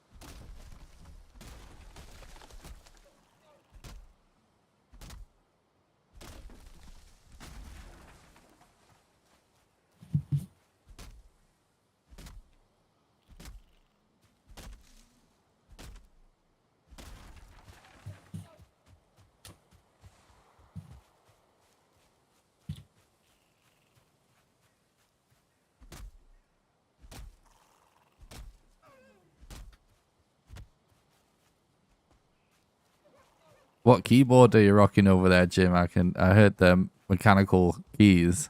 Oh, you're gonna kill me. I copied you. Oh yeah. I got an Echo, Oh nice. but it's not actually the same as yours. Mine's a 75 key. I think you've got 65, haven't you? And I've got different key colors. I've got blue Yeah, keys and stuff. I But, know the one. Yeah. yeah, so I got that Alienware mouse, which is white and black, because the base of this is black, and the keys are that white and grey and blue. And I've set my RGB on my mouse to like a really light blue to match the keys. Nice. So what Yeah, keys did you go for then? got the clicky blues. Nice. It's all well and good, but I bet my neighbours can hear it. They're very loud. Yeah. Yeah, I mean they're for the money. I would say they are really good keyboards. Yeah, I mean they're the same people that build the Ducky 2s or the Ducky. What's the brand? Yeah, Ducky. Yeah. Ducky ones. They are the OEM manufacturer for Ducky, so Yeah. you know it's good quality. Did you know if you press FN and the Windows key, it deactivates the Windows key? Oh, does it? I didn't know that. Yeah. No. If you press it, a light appears on the top right. That deactivates your Windows key. Nice. I believe there's a way. It's I mean, what do you know about it? Have you managed to get macro keys out of it? What's up, Bevo? Thanks for stopping by. I hope you're doing good. I am good. Thanks for asking. Nah, I don't really need to. Yeah, I mean, I'm not. I probably don't need to either. I've never ever done one, but there's some way you can get the numpad numbers to appear from 789 in like a diagonal, so 789 across 7UJ down. You know, like the 10 key numpad thing, because if you want to input symbols like the pound symbol, Yeah. and like the degree symbol, you can key in like codes, can't you? And Yeah. they appear, but you have to do that via numpad. I haven't solved that yet.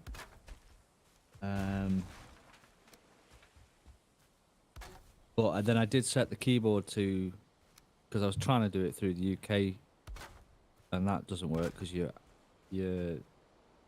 quotations and your @ symbol are the wrong way around, aren't you? So I set it to US ANSI. I Yeah. think if you press Control, Shift, and 4 or something, you get a pound symbol. Yeah. But you know the make, what's it? Glorious PC. Yeah. What's that? What are they called? Glorious Gaming. Yeah. Yeah, Glorious Gaming. They've brought out a mechanical keyboard. Yeah, which I've is hot seen that. Yeah. swappable, with a knob at the top on the right hand corner. That is like my perfect layout. That is, because that's got the function keys separated and out the way, and then you've got the arrow keys just to one side. That's a 75%er. It's expensive, but it's really nice. I won't be buying it, but they are bringing out a what's the UK and European standard? ISO standard, isn't it? The one with the giant enter key. That's like what European standard keyboards are. They're going to bring out one of them eventually. Oh, nice, Austin. Nice. Yeah, I mean, yeah, those keyboards look good. Yeah. I watched some reviews for that as well. I believe overclockers will be selling them because they're like UK dealers. Or a lot of that glorious shit this fucking sells out from overclockers, though. Yeah, that's it. It's funny because like they're praised, all the glorious stuff is praised for being in stock, you know, compared to other suppliers. But Only It's if all you're about buying going from the down. website or like US or something, because always sells out on overclockers.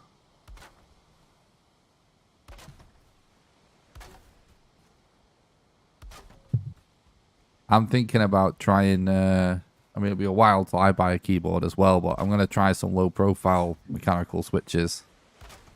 Okay. So they're less travel, or you mean like low profile keys, the keycaps even. No, it's what you, yeah, it's what you were saying originally. It's just like less travel distance Right. because, Because you need the speed. well, I just heard that.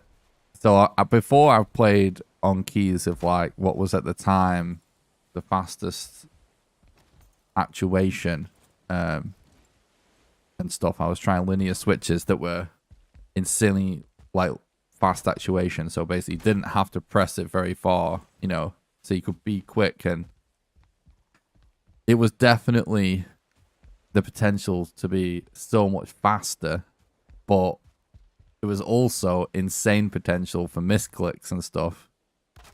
Right. So I ended up hating it in the end.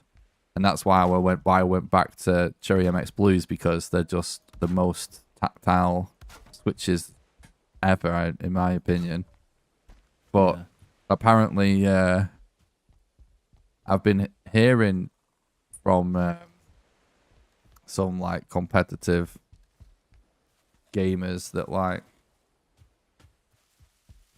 basically, rather than using switches with low actuation, they're just using low profile mechanical switches, and that they're able to like do a lot of like jiggle peaks and stuff, like tiny micro movements and stuff like that, like a lot easier without mispresses, because a lot of people are getting on like the SteelSeries Apex Pro and stuff, because that's the current one with the fastest actuation for this kind of reason. But these guys are saying like it's not tactile, because you can't make it, it's not clicky, and you do mispresses. But they're kind of arguing that low profile switches kind of accomplish the same thing without any of the negatives.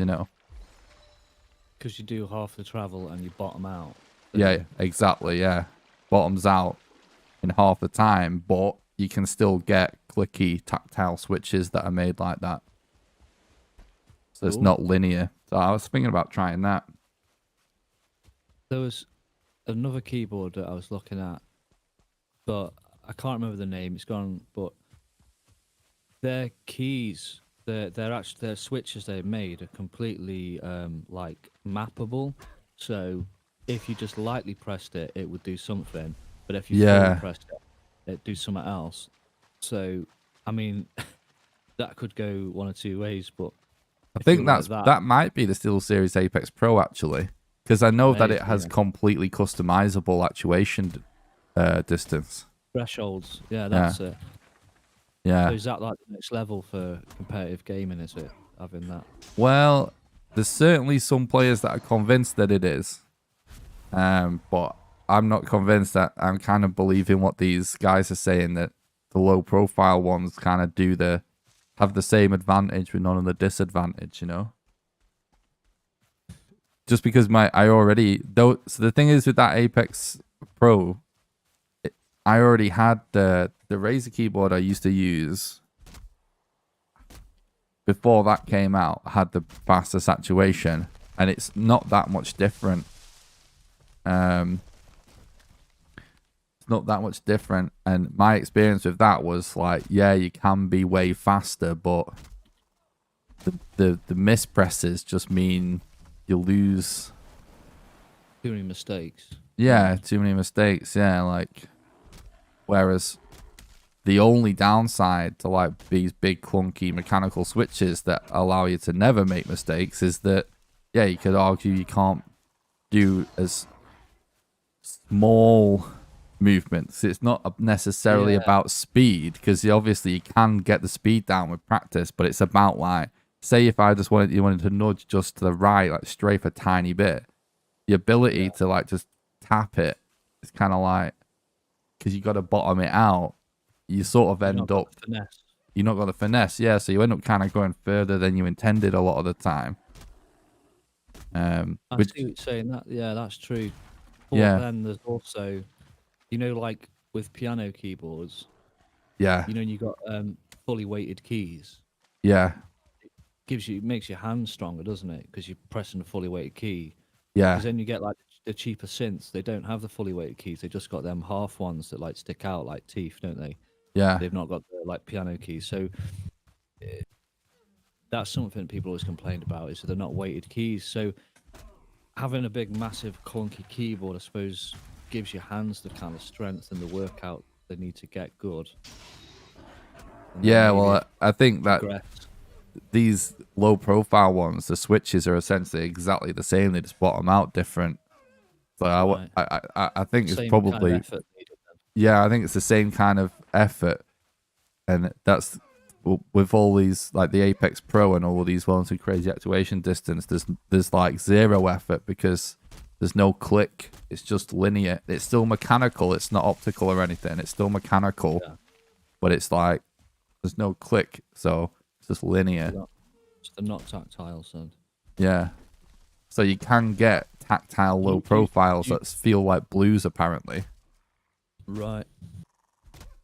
There's certainly a lot out there now of different flavors. I saw something like honey badgers or something, like yellow ones. Everyone's Yeah. raving.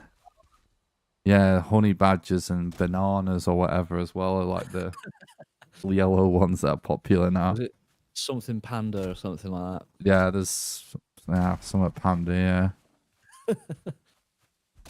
Melon pandas and honey badgers. Yeah, that's what's going to be in 2021, mate.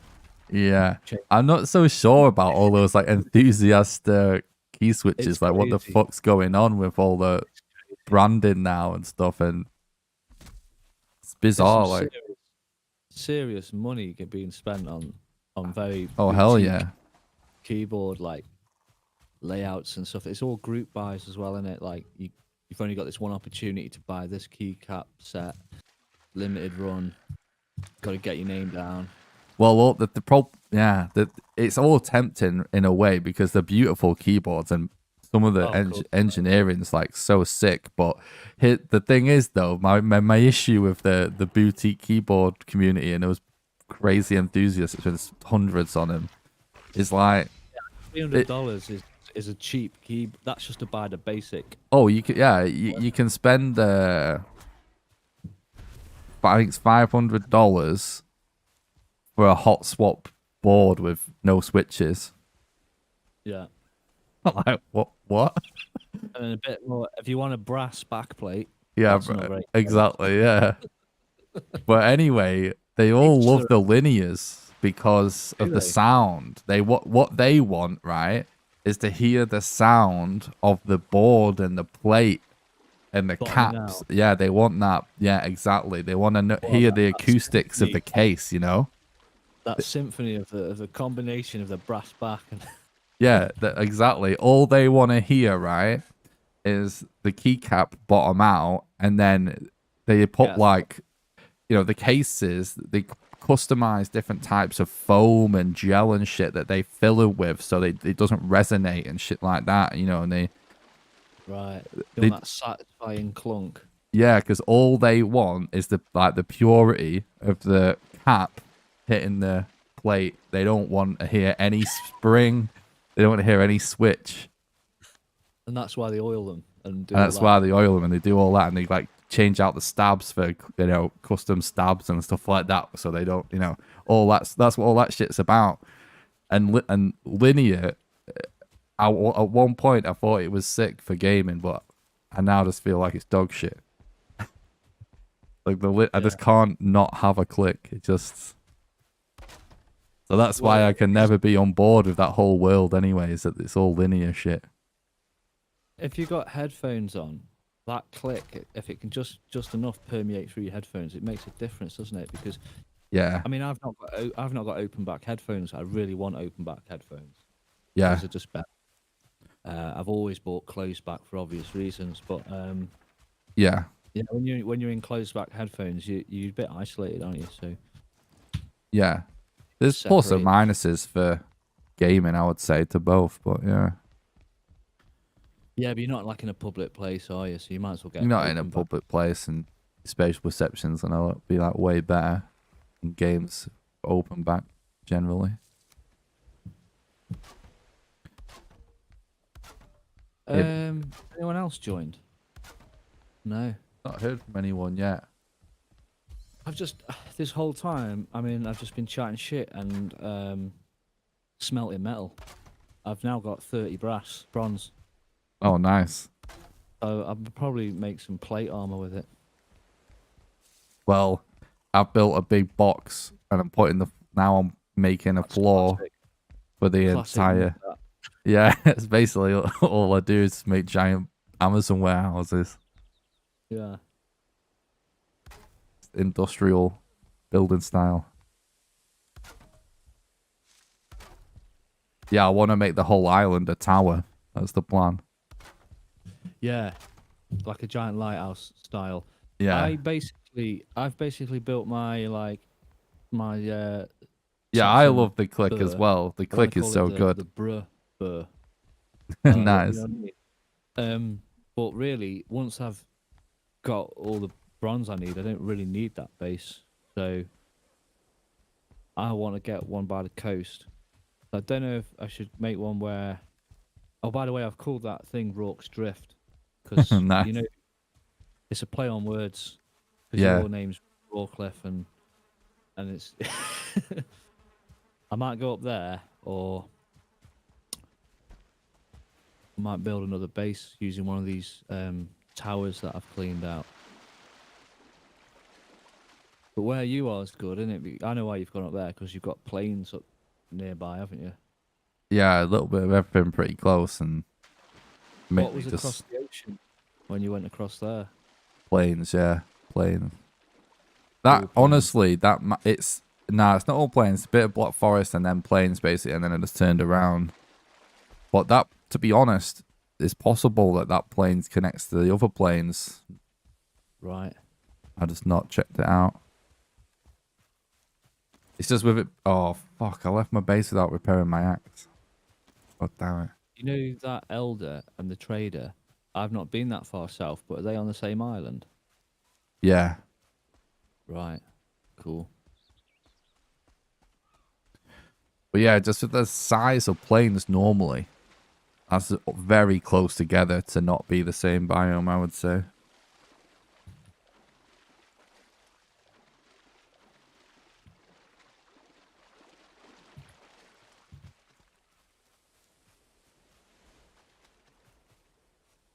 I wonder if you could make like a fish trap. You know, like Oh, that's clever. yeah, because like there's a tiny little island here.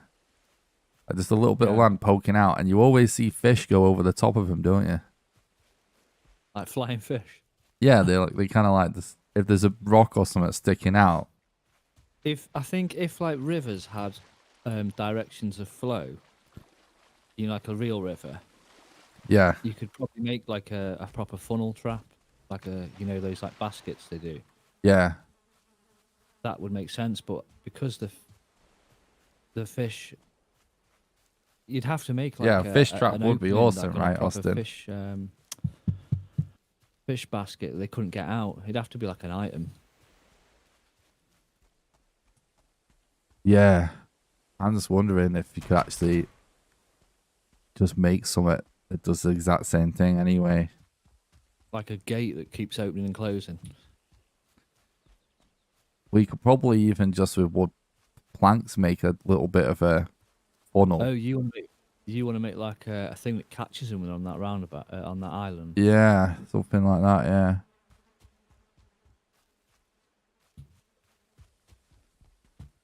Can you spear fish with that harpoon? I've never tried.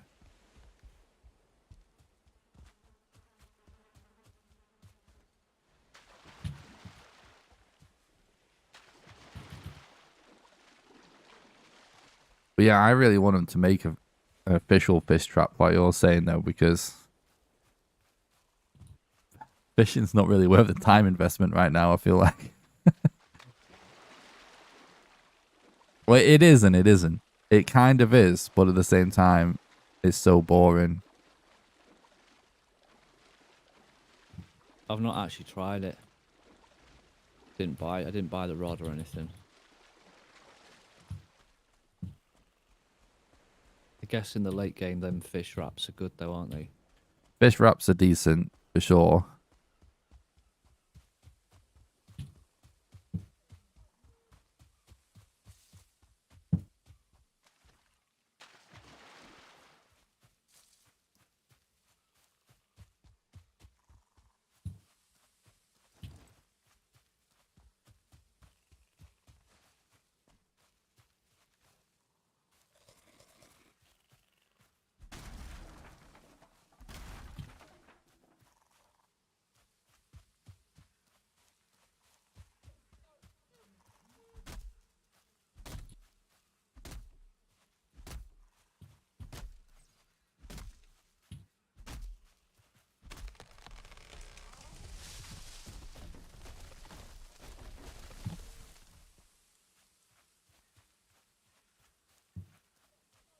So what have you got extra on your 75% keyboard? Do you have function keys and stuff then?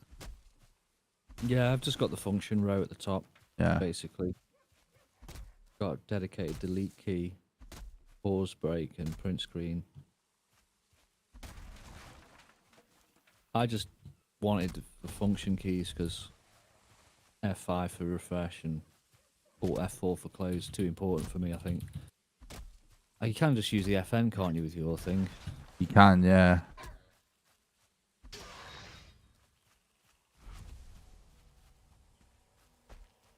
I just bought it from AliExpress or something like that. I think it was AliExpress.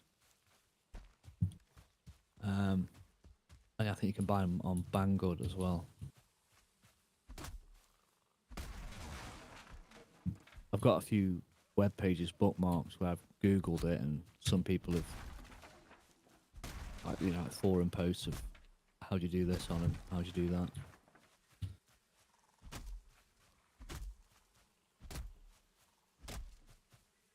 Yeah, I mean, for the straight up typing and stuff, yeah, like you still can't beat the OG full keyboard really, but it's just such a pain in the ass for gaming. If you have your mouse and shit, you know. You've got your technique, haven't you? Yeah. Whatever unorthodox grip. Well, it's a combination of. Really, the issue is low sensitivity. It's like with super low sense, you're moving your mouse a shitload. You couldn't aim 360 degrees with a fucking full size keyboard on your desk.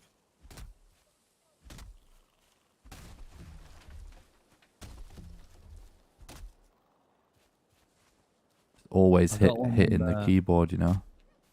Got one of them speed pads as well. Oh yeah. Well, I say speed pad. I mean, it's sold as a speed pad, but I didn't get it because I'm some kind of speed pad freak. But just the one I wanted, and the right size and everything. But yeah, that made a difference because I was using that ridiculous Windows 98 mouse pad. Yeah. Big enough. It was like a postage stamp. Yeah, good mats definitely make a difference. Some people like spray this one with pledge or something. They pledge them. Yeah, it's a bit of an ordeal. Yeah. People, whether people are into speed mats or not. It kind of. I just prefer straight up just cloth, but a huge part of that is again the low sense. Just that low sense lifestyle. Like you're gonna get a fucking big enough mouse mat, you know, in certain materials. It's just not gonna happen. Yeah. You need a mouse mat that's fucking giant. You know what I mean? So imagine how much money it would cost in some bespoke material. It's just ridiculous, you know, for a mouse mat. So I'm used to cloth and I like it, and there's a lot of good mats that are just cloth. So just stick with that. Plus, it's not too bad if you spill anything on it, if it's just cloth. But I don't know. One of the reasons is the stick with cloth is you can get any like giant mats, and if I did spill, it never happens until it happens, right? But if you spill something on it that ruins the texture, they're quite cheap to replace, and I would rather just replace it than try and wash it. That's the thing, isn't it? Because it's an item that gets used. It's almost consumable, isn't it? It's not going to last forever. So well, that's it. A lot of people have different ways of cleaning mats, you know, so they don't have to replace them. But they're probably spending pretty good money on it. I'd rather be able to just replace it and it feel new all the time. Yeah, and like use it to do its job, not function over form. Yeah, there's something. I normally find cloth mats are fine until you wash them, and then they feel like shit. There's something. They glide nice when they're out the factory, but as soon as you have a bad spillage, no matter what you do, it never feels right. Oh, it's kind of psychological, I think, with a lot of stuff with mice. Hand extenders. That's what they should have been called. But you know what I mean, though. It's something that it's a sensory experience, isn't it? Because your hands are constantly touching it, so you feel every last little thing in it, don't you? And if it's off a bit, get in your head about your aim and stuff like that. I've never been that good, but I can believe it.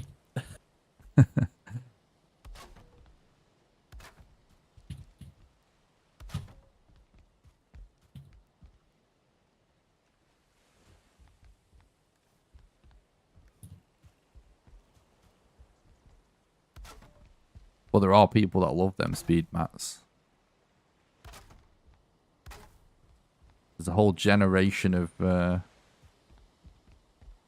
young gamers coming up that are all like more high sense players, you know, and I would guess be probably also into them speed mats as well.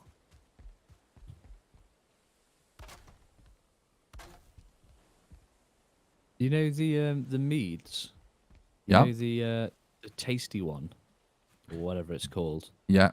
What does that actually do? I forget now. And I only used it a couple of times, and I remember someone recommending it in the comments on YouTube, but I think he was sort of lying a bit. He was being, what is it, poetic license with the truth. Yeah. There's a lot. What I've come to realize when you start making tutorials on YouTube, you get a lot of backseat YouTubers, that people that couldn't throw a video together with their life depending on it, but they think they can write a whole script in the comments, you know, that's way better than yours. So you get, there was some guy who wrote an essay about one of those meads once, but when I tried using it, I didn't see much point in it. But doesn't it drastically, it reduces your health recovery or something, but it increases your stamina recovery, or back, or the other way around? I'm going to use it. It's something like that, right? It only lasts 10 seconds and nothing's happening. I don't think it... Maybe my stamina's better.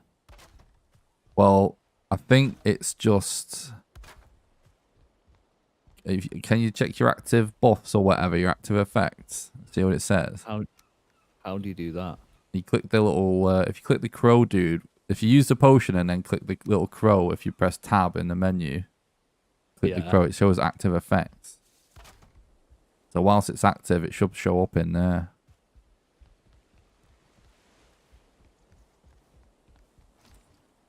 But it either will increase the rate that your stamina is restored, or it doesn't show up, does it? Or is it because it's ran out and it's stopped? It's probably ran not out. like Yeah. It's only last 10 seconds. I'll have to try it again. Crow. Mead. Lower health and stamina regeneration. Health regen minus 50. Stamina regen plus 300.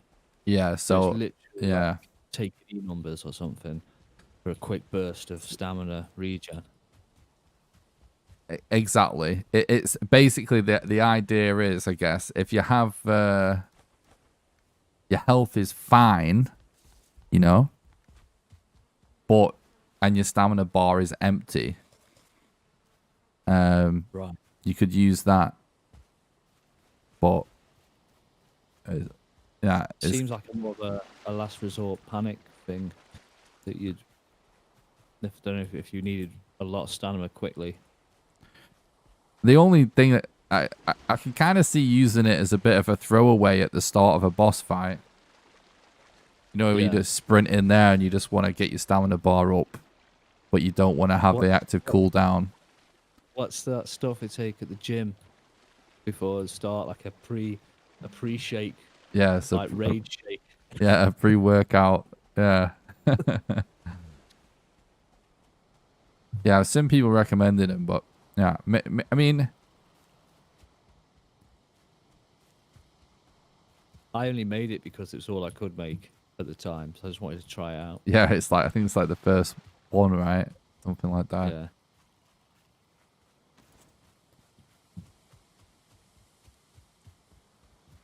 I suppose as well, if you're the thing is with the small and the medium meads, they're both on the same cooldown, right? So I suppose if you have a cooldown going for a stamina potion and you're out of stamina, maybe you would consider using that instead.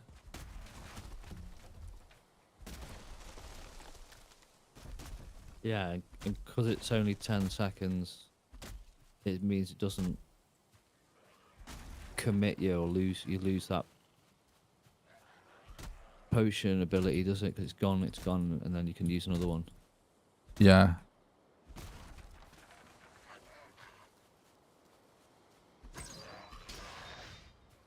Yeah, it probably could be pretty meta in the long run, but I don't definitely like doesn't seem essential anyway. Just more, I think, if you're rolling in it and you just like fuck it, or just have a load of them, you'll definitely gain summit if you figure out a good time to use it.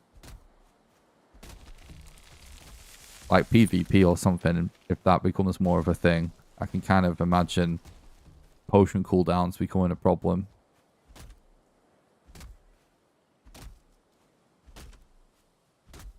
I think this is like one of the first games I've ever played where you actually have to do potions and stuff. Never really been into that kind of thing.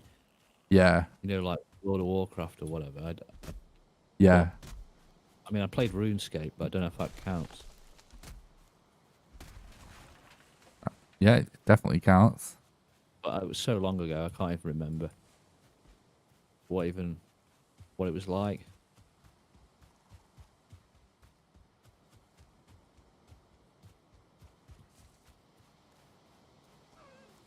So yeah, as like a new player, I still, even though I've got the potions and the meads and stuff, I'm still not a big user of them. Yeah.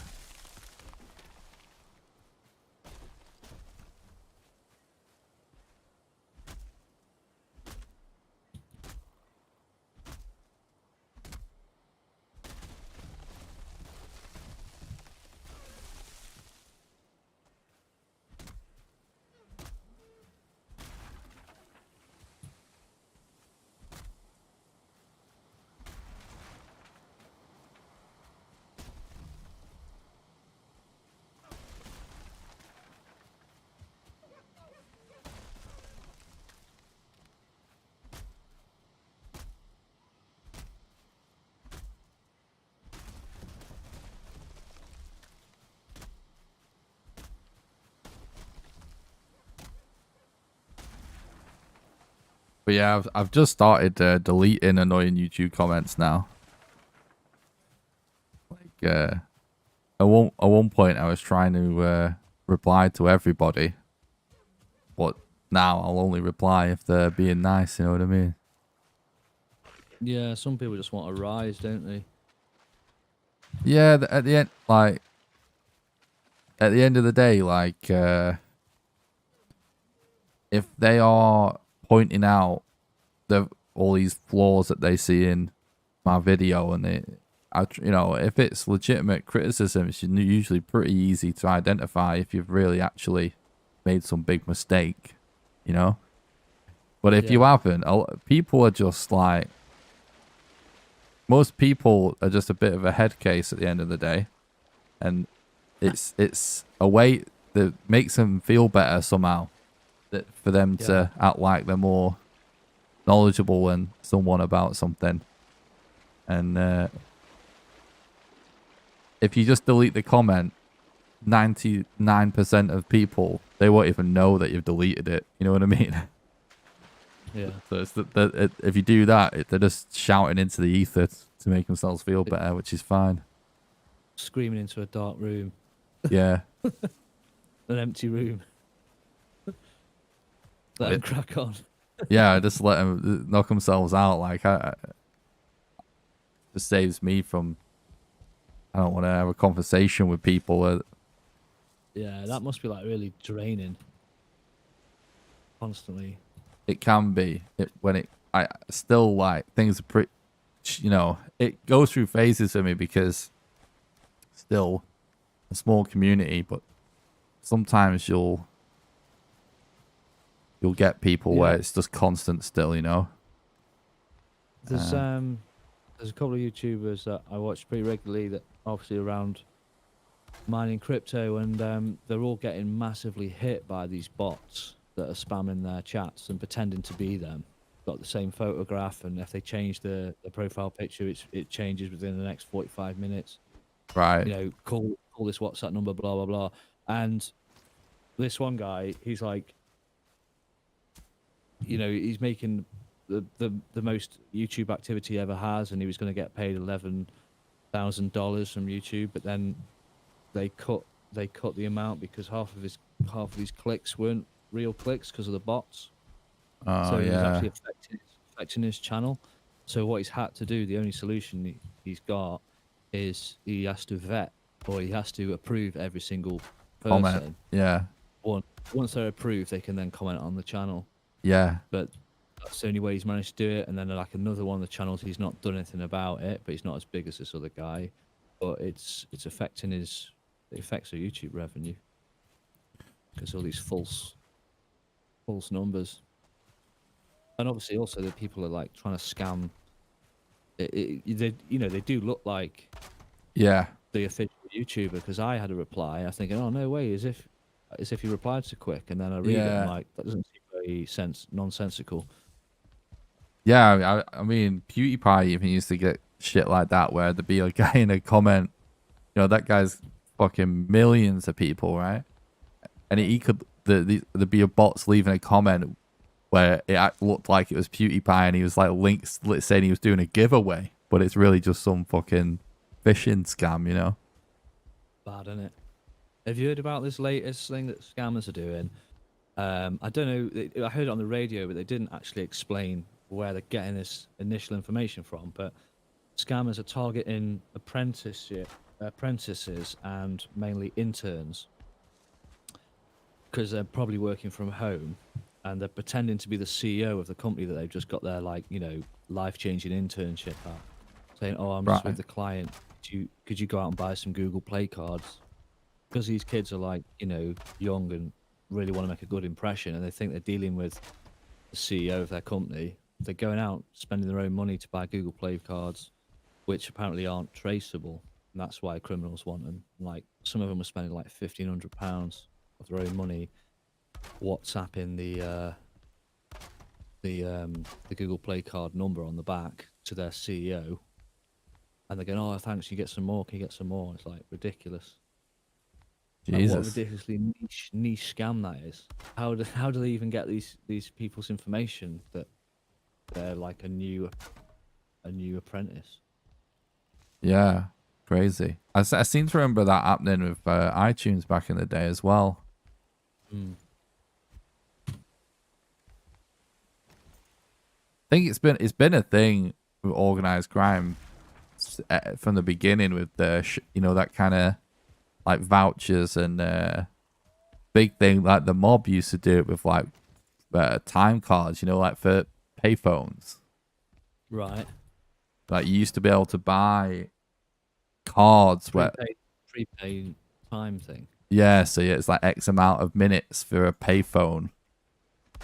The mob was like into that for years because like yeah, it's one of the things that's completely untraceable and it's basically cash to some people.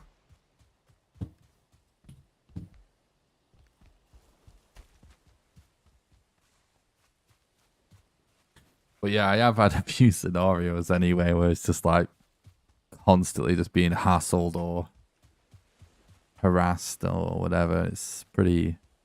Some of it has really pissed me off. But feel like sort of over it now. It's like I just remembered your hi-fi speaker story. oh yeah.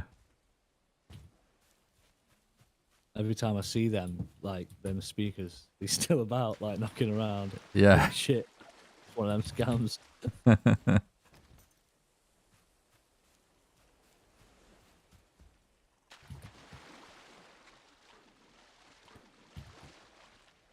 Yeah, one of these YouTube guys hit something like 90,000 subscribers, so he did like an AMA, and it's just when you get to that number of people, the chat is just basically just a toxic chat of just people going, "How do I do this? How do I do that?" Like you Yeah. can't possibly answer that shit.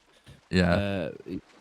He's just this guy on his own, but like it almost needs like somebody else who's vetting the questions that he's getting to him just to filter out the crap.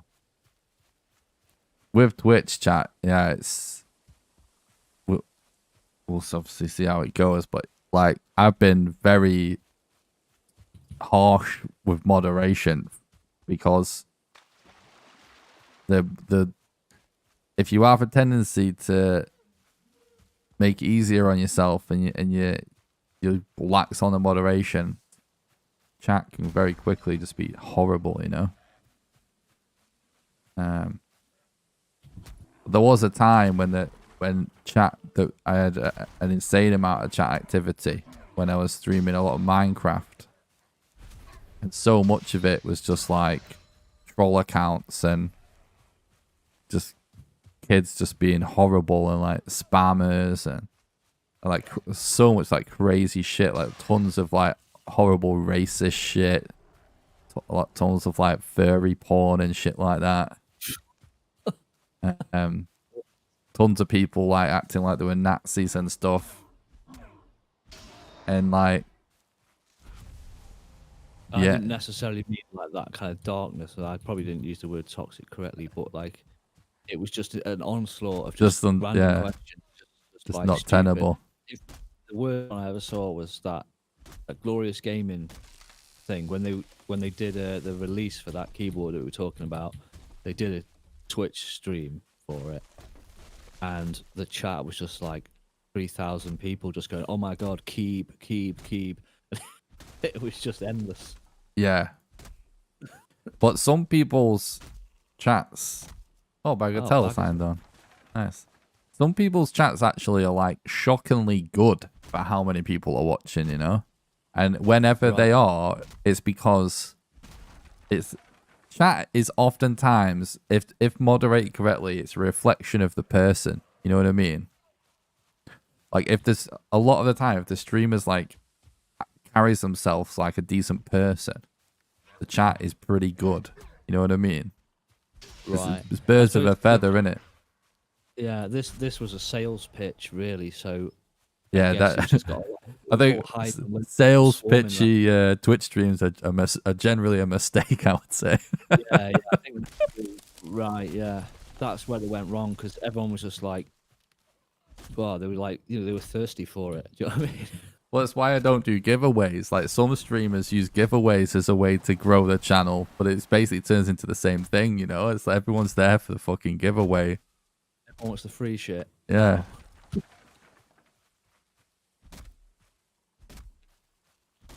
It's why I actually certain things are just like even the server for me is a little bit of a is a bit iffy in a way that I don't want to advertise the server that I'm like selling server access, because then you just get people that want to be on the server. They only subscribe for that, because that's what it was like when I had a Minecraft server. It's like, Yeah, it's like, so it doesn't say it anywhere on the Patreon. It's not what it's all about, if you know what I mean. It's like support if you want to support the content, you know, not because you want server access. But yeah. I will give you it, you know. It is implied, like it's sort of like implied that it's more about supporting the community than. Yeah. Yeah. Because whenever if you just make it that you're actually, when you're a Twitch streamer and you just actually make it so you're just selling people something, then you just never get people that give a shit about you or what you do, you know what I mean? It's becoming it for themselves ultimately. You're just basically like a second-hand car salesman. Yeah. Yeah. Or a fireplace sale. That's it. You know that education secretary that was like got absolutely slated for being like at his, you know, not being very good. I saw some comments saying, "Go back to being a fireplace salesman." I just thought it was brilliant. Quite offensive, isn't it? Really, like you're not even just a fireplace salesman, mate.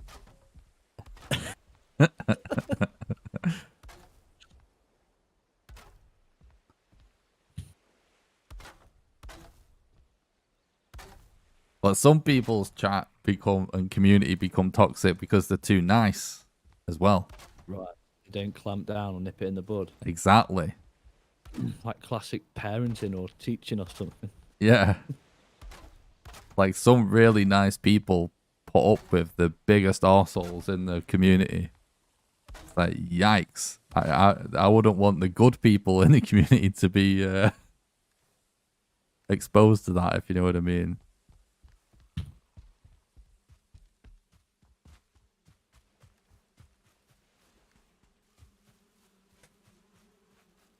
It's also why I don't really like doing content where you have to collaborate with streamers as well, because if they're, I'm not interested in like fake friends, you know what I mean? Yeah, and like, what if they have a completely different approach to moderation? Well, exactly. Yeah, it's like I need to actually be able to be friends with a streamer. You know, I just can't do it. Like, I mean, I think you know me pretty well. Like, I can't really like pretending that you're friends with someone. It's like it's not going to happen, if you know what I mean. And then yeah, like with their community as well. It's like, I don't know, like they might be tolerating some crazy fucking people, you know. Then you end up with them crazy people in your chat. I'm trying to think of like an analogy of what that would be like. It'd be like a punk gig, and like some indie kids or something. You know what I mean? Well, yeah, it's like, yeah. I mean, it's actually happened before where it's like, yeah, it has happened. And like, so some arsehole from their chat who they tolerate, it's an arsehole in mine. And then I ban them. Then they go back to the other streamer's chat and start complaining about being banned in my chat. And then all of a sudden now there's drama. Yeah. They're like, well, yeah, I don't tolerate that. Sorry. You know, like, sorry, yeah, like, yeah. that doesn't apply. They're used to getting away with that behavior, aren't they? So they. Well, then the other streamer feels judged, you know, for how they're running their chat. You know what I mean? Oh no. It's like, oh. That starts to run away with itself. Yeah.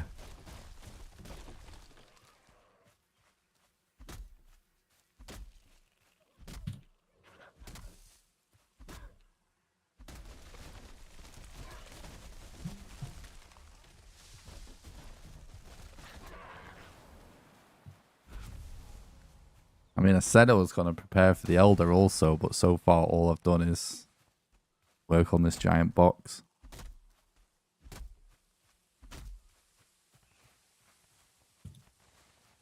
It's all good. There was no rush, really. It's got...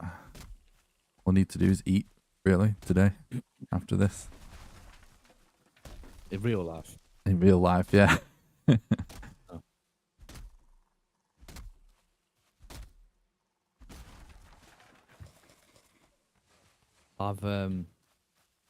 I've got to go to a new job tomorrow, Oh, yeah? and it's going to be a massive shock to the system. I can imagine. Because I'll 6 o'clock start. That's not really my natural waking up time. So Yeah. good though to get into a routine and stick to it. Yeah, it's good. It's always good to have a routine in it, whatever it is. So you sort of adjust it's right in it once your body's in that mode. Yeah. Mate, the fucking wildest routine was when I did that can standing shit. Do you remember that? What was that? I had the job in it was a fucking iron brew factory in Pontefract where I literally the whole job was standing on a conveyor belt, and if a can of energy drink fell over, I had to stand it back up again. I didn't know anything about this, Nick. Mate, I swear I must have told you it's the worst job I've ever had in my life. It's a fucking iron brew factory in Pontefract. The whole job is you're on the production line, right? But my only job is when cans fall over, you got to stand them up. And it's 12 hours. It was 6 in the morning until 6 at night. What? Just standing cans up. That sounds like the start of a film, man. Mate, the only people that worked there was African immigrants and ex-cons. And then it was me. Wow. I did a tour, and one of the gigs was at, is it Nottingham Arena? Nottingham Arena, yeah. And all the crew were like cons, basically. They had to like do community service or something. Yeah. Something like that. So they basically were all like on some kind of parole thing. So that was quite interesting. Because they obviously didn't want to do anything. But I was like, trying to persuade people that don't want to do anything to help me move some shit around. Yeah. Yeah, it was so like the first time I worked there and I had a lunch break. But it was like a fucking movie in the what do we call it, like in the cafeteria. Like I went, like the guy that was like working nearest to me was some African dude. He helped me out like a load. First day, so I went like sat with them, and it's like all the white guys just like were like appalled that I sat with the black dudes. Was it like prison rules or something, like American prison rules? That's what it was. I know that's what it felt like. I don't know if it was real, but you could tell they were like. It was in the air. That's what it felt like, yeah. That's mental. It was weird. But that African dude, though, the silver lining of that experience is probably that guy. Because his perspective on life, it almost made you want to cry. You know what I mean? Yeah. Like, I remember being at the train station on the way home from work, and he's got a phone call from his brother who was still in whatever part of Africa where they were from, and he was like bragging to his brother about the soap that he can buy and like all the money he has to buy food and all this, and it was just fucking heartwarming, you know what I mean? Like this job, I just told you it's the worst job ever, right? And this guy was fucking psyched. He loved it. And he was so happy and so proud he could just afford just to get by, you know what I mean? Yeah. I think we just don't realise, do we? How comfortable we've got it. Like you say, simple things like getting food. even like Eastern Bloc countries, you know, you saw that meme going around when the pandemic hit of people queuing up to get in a shop, buy food, and there was like, oh yeah, you're queuing up in a line, and some like Eastern Bloc thing guy would go, oh, first time, like they've been doing that shit for years. Do you know what I mean? Yeah, Like true. Yeah, normal over because after the collapse of the Soviet Union, you know, 91, it yeah, all went to yeah, shit. Like, no, your money was, you couldn't buy coffee or whatever and all that. It's like, yeah, they are, like some of those places to this day they want to be played in American, don't they? Over mm, there because the ruble so volatile.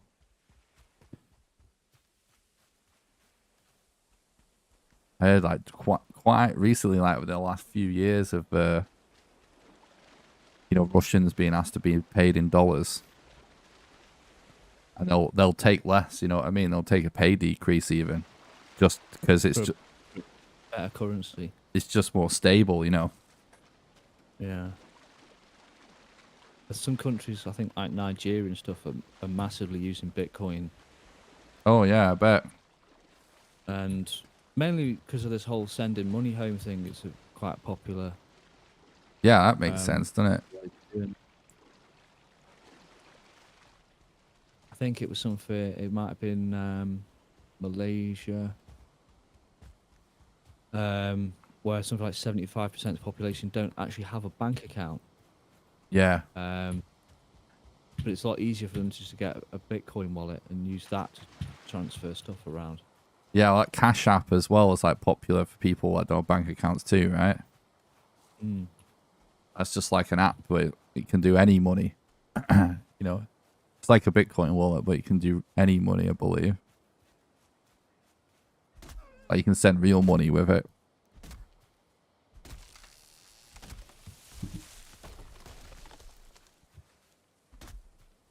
Is Bagger on comms? No, not right now.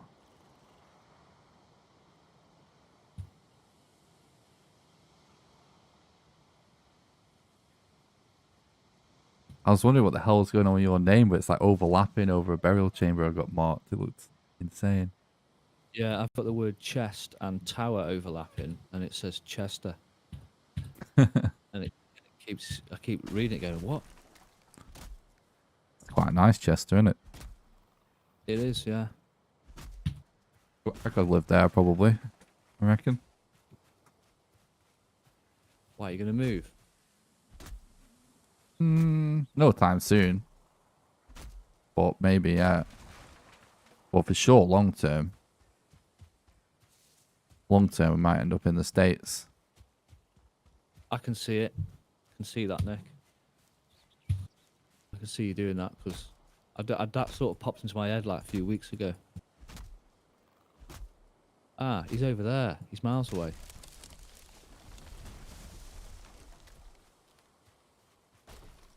What are the the hoops you got to jump through to do that? Oh, I don't know yet, really. Yeah, if I'm completely honest. But basically, I've always considered it anyway. And particularly if what I do right now becomes sustainable, if I could afford to just with what I make from this, then I would do it anyway. But my mum is approaching retirement age, and she also has been considering buying over there instead to retire. So there's a good chance those two things line up at a similar time. You know what I mean? Yeah, yeah. So I'll probably just go when she retires, whether I'm ready or not, and eventually I'll get my own place over there. Is she still doing that stuff she was doing at Westminster? She now does the same thing, but for the NHS, Right. which, as you can imagine, is probably more of a shit show. Well, yeah, she's in Leeds now, so it's actually in Leeds. the place that they do that, the NHS, like near the train station.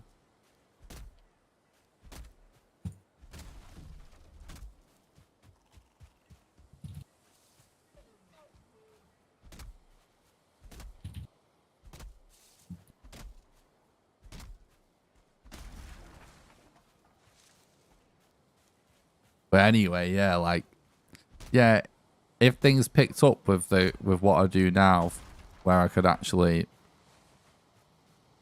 move house, I would probably short term, like if it happens in the next couple of years where things pick up with the stream, I would probably just stay in Yorkshire, but move, you know,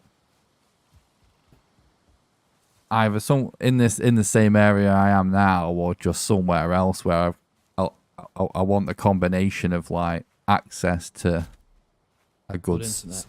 Access. Well, yeah, good internet definitely top priority, but I like being like close to a city, but still countryside. You know what I mean?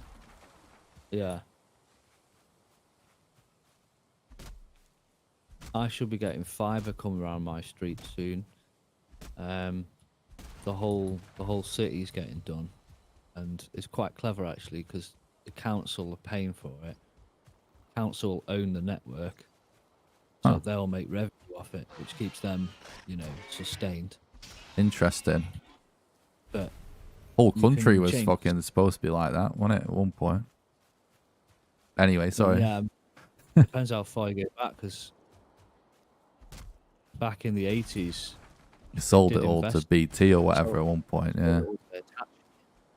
They made all basically they spent millions of pounds on all this research and development, making like we're going to be like a fiber optic leader, world leader kind of thing. Yeah. And then they pulled the plug on it, which is classic British politics. Is just pull the plug right at the end when all the fucking money is spent, and then they sold all the machines to Hitachi in Japan, and obviously Japan then just leapfrogged into the future because they've got like a really modern network system, haven't they? They've got fiber to everything.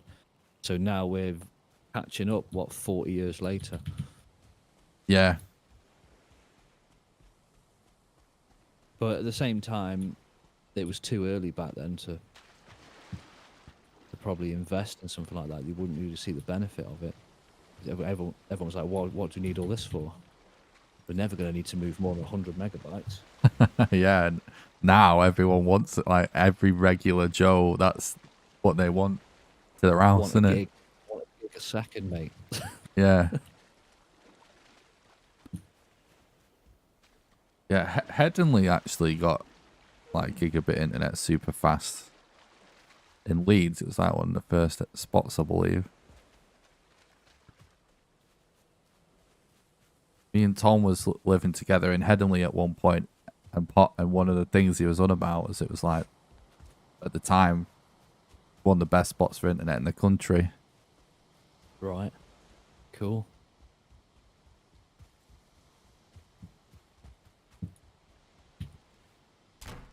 Now he's back in Pilling with the worst internet in the country. I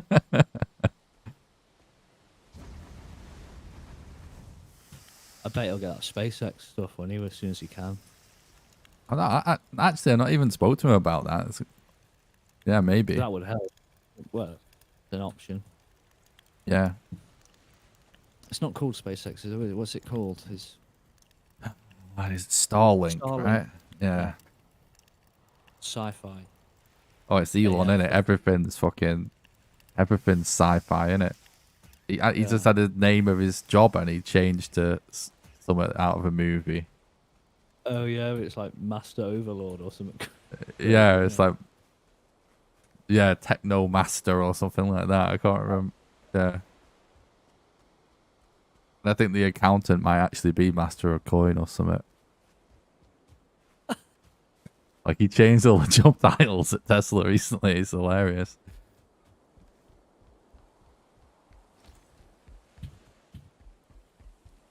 I've not watched his Joe Rogan interview, but apparently he said, great. I'm not making electric cars to save the planet. I'm making electric cars so everyone stops using fuel because I need that fuel to get to space. He needs the petrochemicals to make jet fuel. I don't rocket remember fuel. him saying that, but Yeah. 90% of what the news quotes from a Joe Rogan episode is like Taken out of context. completely taken out of context. Yeah, it's like it's mad. It's mad, frankly. The shit that some people say is fact about stuff that happens on that show is fucking crazy. It's like a huge section of the media that convinced he's like a Nazi and a fucking I don't know what, transphobic, and he's fucking this, he's that. And it's like I don't think they've ever listened to an episode for more than 10 seconds.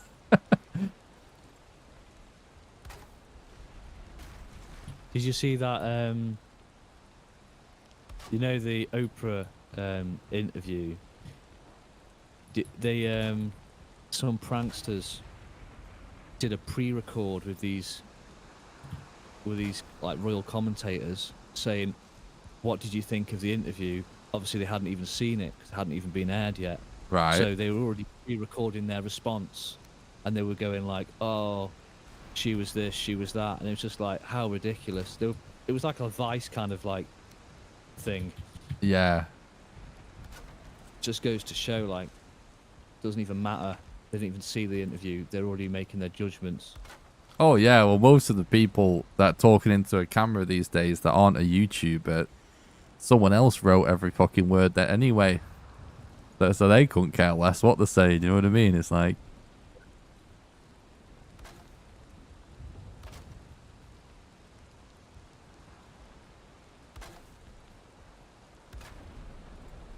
it's actually a great thing about the way the internet is these days, at the very least, is that regular people, you can just turn a camera on and do this and just say whatever, and if you trust every person, people, you know, kind of judge for themselves if they want to trust you. It's much better situation than having to rely on these corporate media and stuff and these weird shills that were not talented enough to be actors to give you information, you know.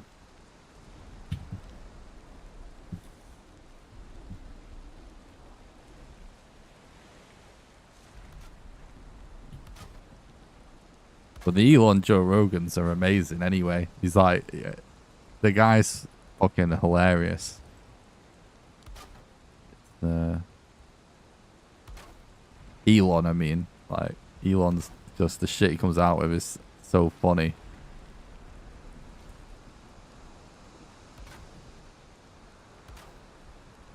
I mainly watched the ones that were about the younger Dryas and Oh yeah, that's great, yeah. and Egypt and things like that. Oh yeah. And the fact that like the Sphinx is older than they think it is, and all the rest of it. All that, yeah. Those were that's all awesome, yeah. All that, what's his name? Hancock, innit? Something Hancock. Yeah, Hancock. Graham and Randall Hancock. And Graham Hancock, Randall Carlson's that American dude who's that like geologist guy. that's right, yeah. And then there's the guy that passed away too, right? The yeah. Yeah, yeah, all that stuff is amazing, yeah. That Graham Hancock tried to have an interview, didn't he, with the leading Egyptologist, who is basically a crook, who has the Yeah. keys to all the pyramids and everything, and is like holding back excavations of sites that they Well, know are yeah. there, but, Yeah. and he's like, he does like secret viewings to celebrities and stuff to make extra cash on the side, and he's definitely like taking artifacts out of these places and selling them on the black market. Well, the Egyptian government have kept so much shit about Egypt like under wraps that to the point where now because the tourism has become such a key part of the economy, they've taken complete control over like any information that comes out about it because they want to be able to control all of it, keep tourists coming in. They can't have the narrative change, can they? But No. that would be that's crazy, see, because what if like there was a big I've just died. That's weird. Imagine if there's a big revelation and like all of a sudden everyone's like, oh my god, you know, I need to go see the pyramids because, you know, Yeah. history's timeline completely changed. But yeah, because it was no. this amazing civilization that mastered electricity before anyone else or whatever, you know. Yeah. They'd only gain more from it.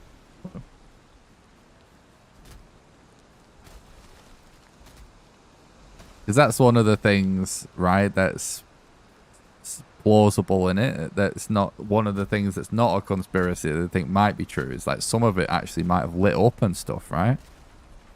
I've not heard that, but what is basically fact is when that Greek historian wrote all that stuff, Herodotus, he was writing it like second-hand information of somebody who'd gone to a temple that's underwater now on the banks of the Nile.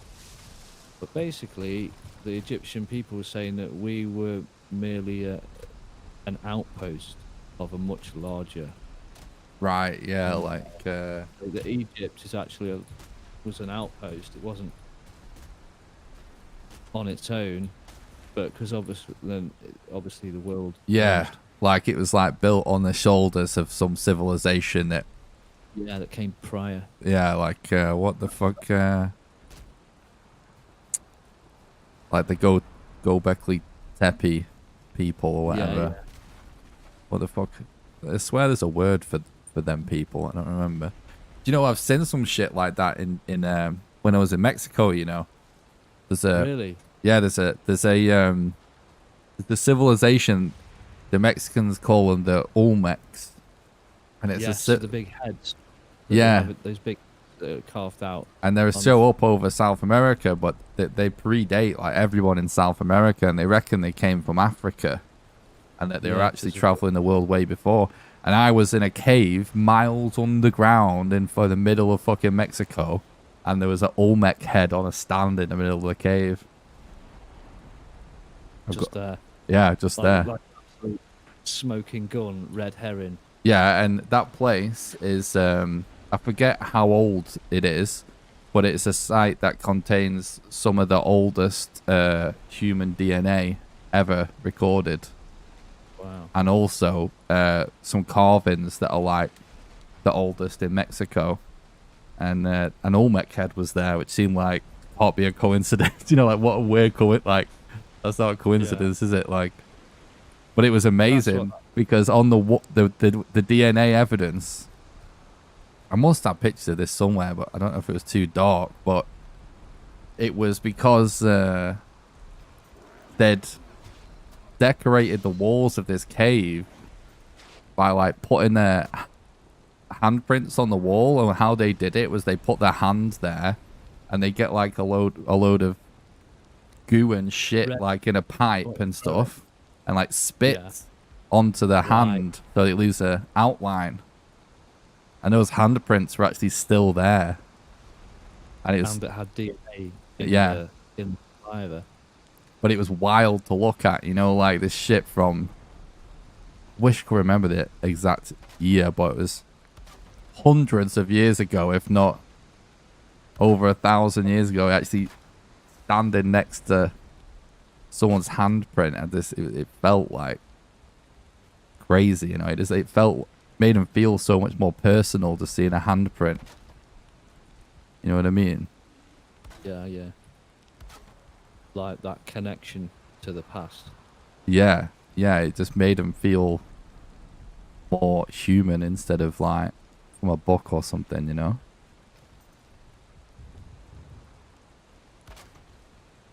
What's up, Baggett? What's up, guys? Hello. So, are we building one base somewhere, or? That is the plan, that we have our own bases and a shared base, right? But don't think we've started that yet. I think up by where you are, Nick, that big plains opposite. Sorry, not plains. That big meadow that's on the other side of the water. Probably a good place for us to build like a large base, isn't it? Yeah. And then we're not too far away from your mega structure, which is obviously going to be a massive time investment that you're going to want to use. Yeah.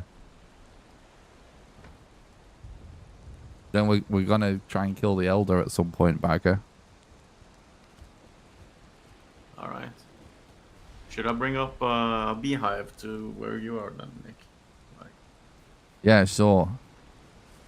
Bagger, if you come to my base, you can use the portal to get up to there. If you want to. ah, nice. Where is it? It's there.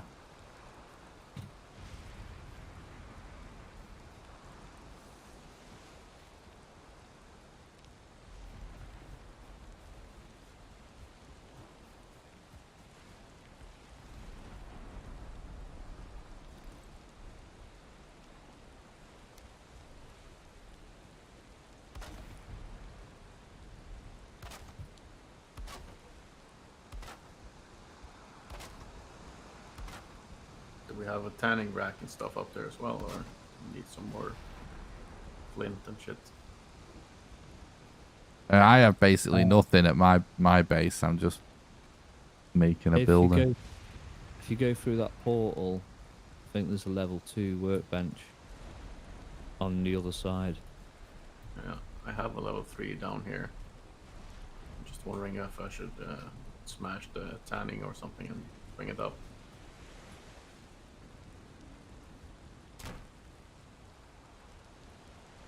I think I've got tanning rack and the chopping block. That's it. At the other end of that portal. Ah, okay. That's a level 3 then. Yeah, sorry, I don't remember the numbers. But that's the thing in this game, isn't it? Level 1 is 0. Yeah. Like when you see an enemy, they haven't got a star, they're level 1. But Yeah, 1 it's star. confusing. I can't decide myself if I want to call them like 1 star or level 2. Yeah. Like I can't. I mean, I feel compelled to say they're 1 stars. Yeah.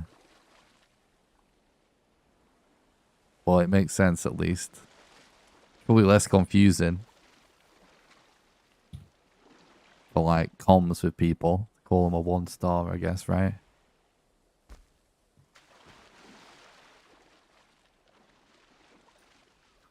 Definitely.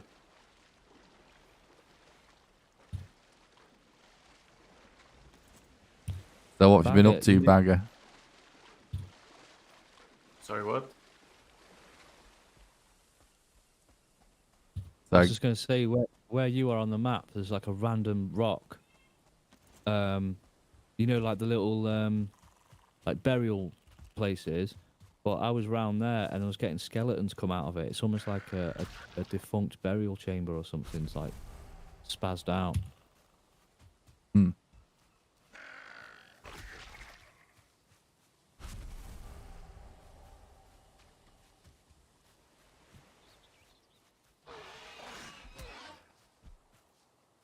So you still been super busy, Bagger? Yep. I should get better now, hopefully. Nice.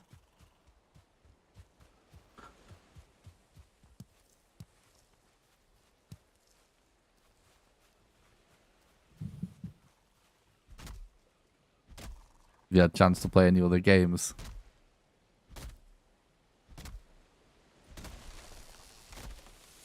I haven't played anything for the past 3 weeks now. When was the last time you played Path of Exile? Oh, I don't know, a month ago. Wow. You getting withdrawals?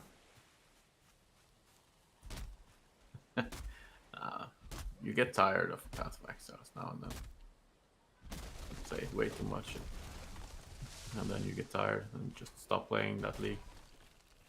You just wait until like another season or whatever. Yeah. When's the big like 2.0 update? They haven't said actually when, so we don't really know. I might give it another go when that comes out.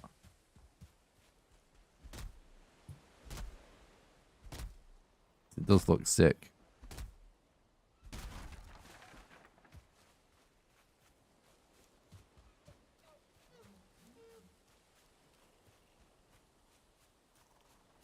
Yeah, it's gonna be fun. Whole new story.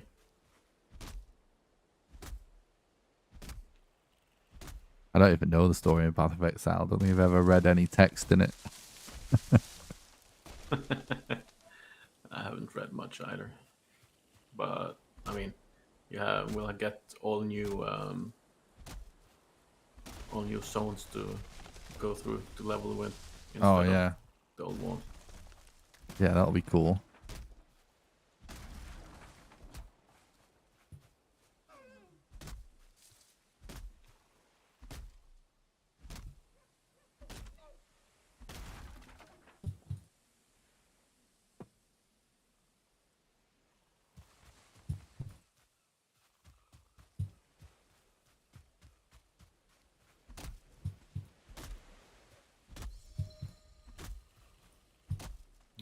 Where was the base again? I didn't mark it. Ah, okay. You'll know when you get there.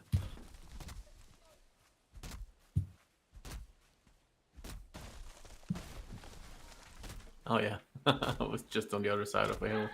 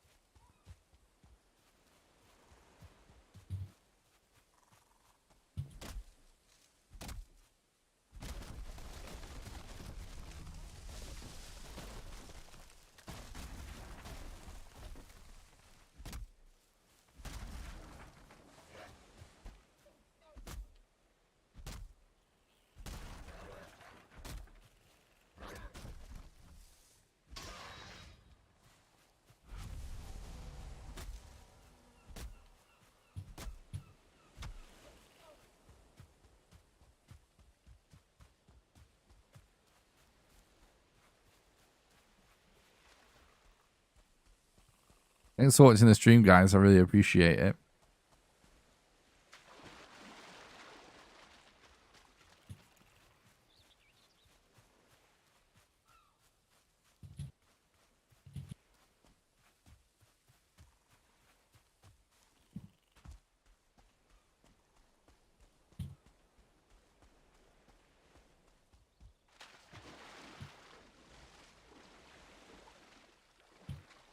My game's glitched out.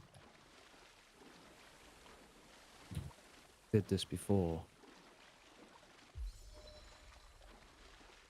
What's it doing? So when if I put anything into the furnace, fuel or what's the name, it doesn't do the noise, and it just goes in but nothing happens. Hmm. So I've just lost a load of ore.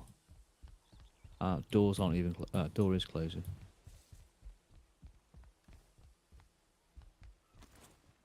That's fucked up.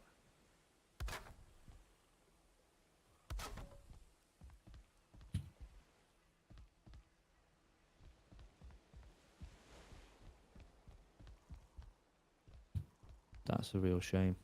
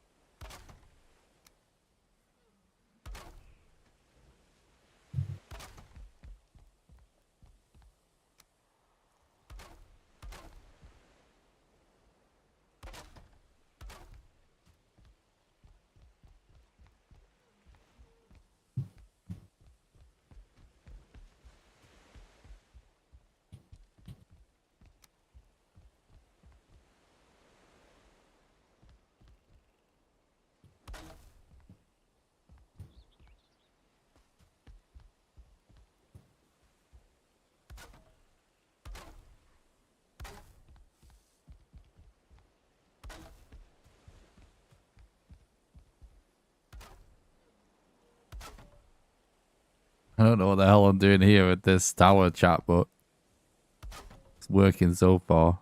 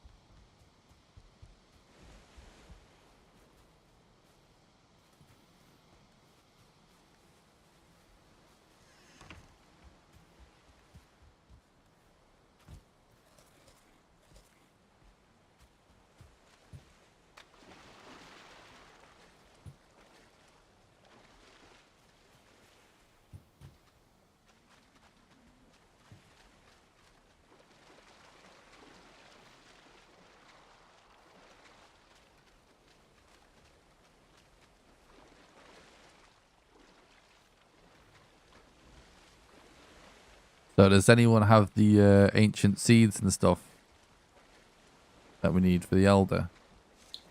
I haven't even been to Black Forest yet, I think. I'm right next to one. I could actually go and have a look. I would assume it should drop more than one key.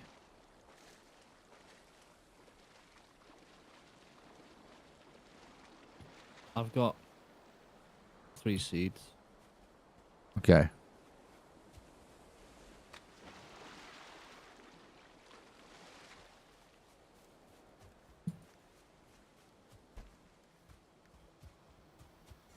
I might start working towards being ready for that now then, instead of finishing this build.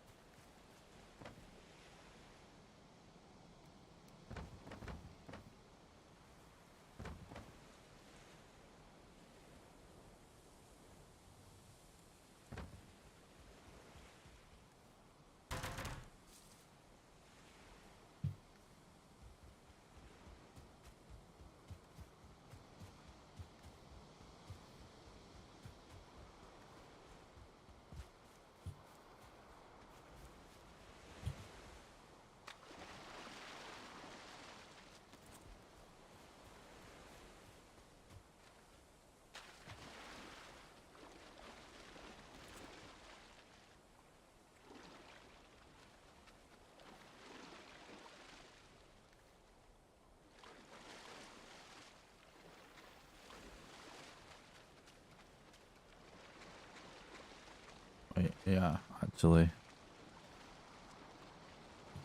Let's sell what treasure I have to the trader.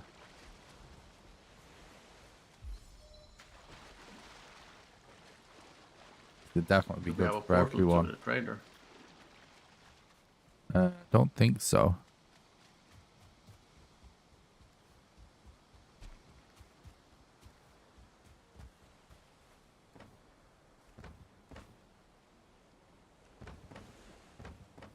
But yeah, if we can get a lot of fishing in, it's definitely going to be beneficial to everyone at this point.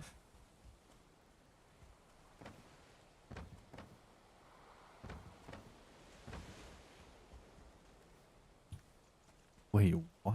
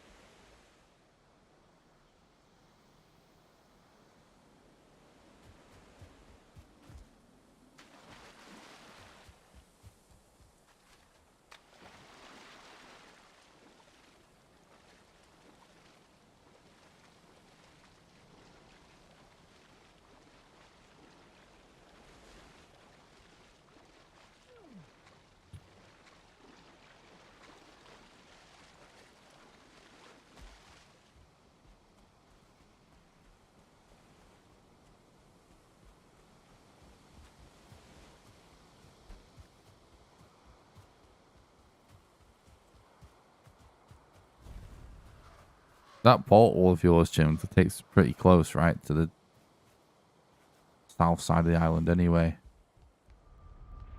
Yeah.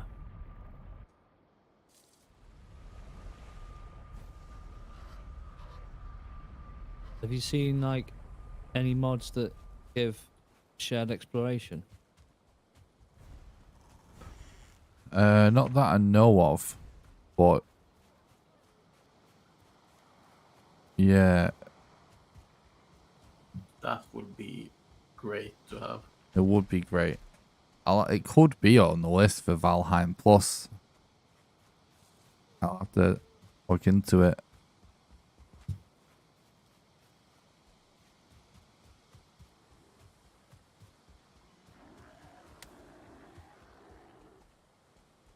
I don't know. Yeah, I'll just have to look into it. Not looked at mods in a couple of weeks. Sure, there's a load of new ones. The only mod I've paid attention to that I've seen this week is one where it actually changes the deer sound effects to real deer sounds, which sound even weirder than the ones in the game. Yep.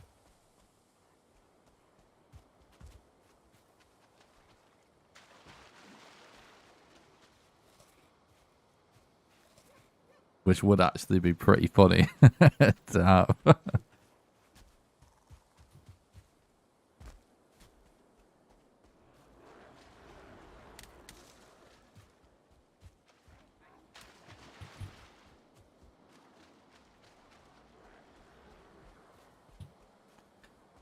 Yeah, 1 month or something, we might just have to just try installing like every mod possible to the server and just see how crazy it can get.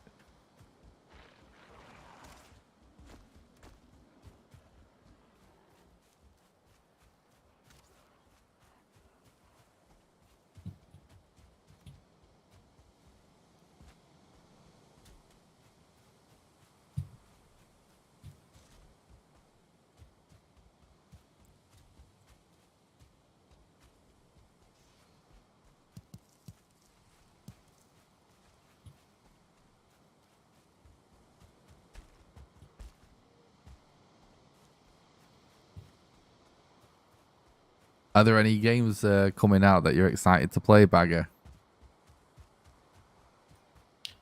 I have no idea actually. I've been lost so I have no clue what games are coming out at all. Yeah. Me too, to be honest. It's been playing Valheim. Did you see that Frozenheim I did, Like- yeah. strategy Viking game? I'll probably play that. Nice.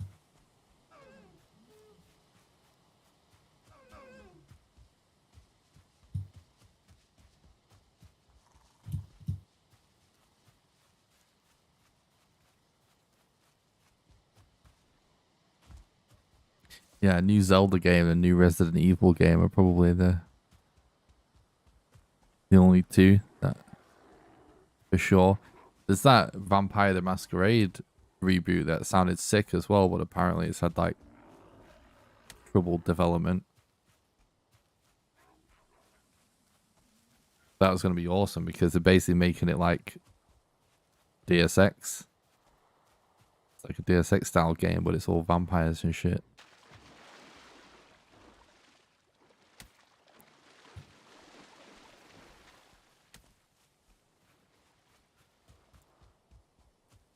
Yeah, that sounds kind of cool.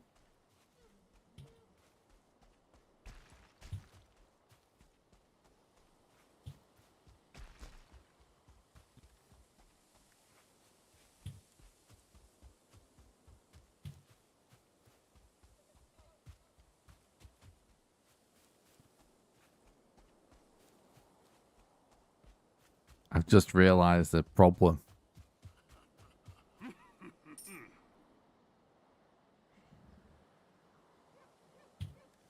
Oh, what?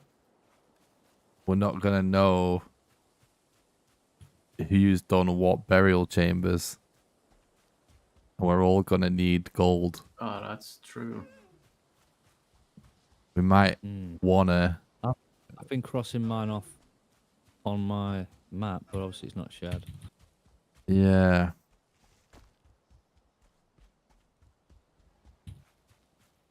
I'll have to like ask. There's one near your base bagger which I did. Unfortunately, Yeah, It's at the okay. top- I it's at the haven't top done of the any. hill. It's at the top of the hill, but in there's the how do you say it? Vegistash. What's the stone? Yeah. There's a stone in there anyway for the elder.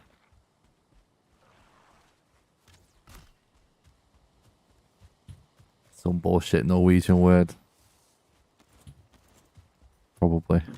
But It is, right? Some Norse word what? for the stones that Scythlander was telling us what it meant. I'm not sure what. I'm not sure. I haven't actually read anything on it.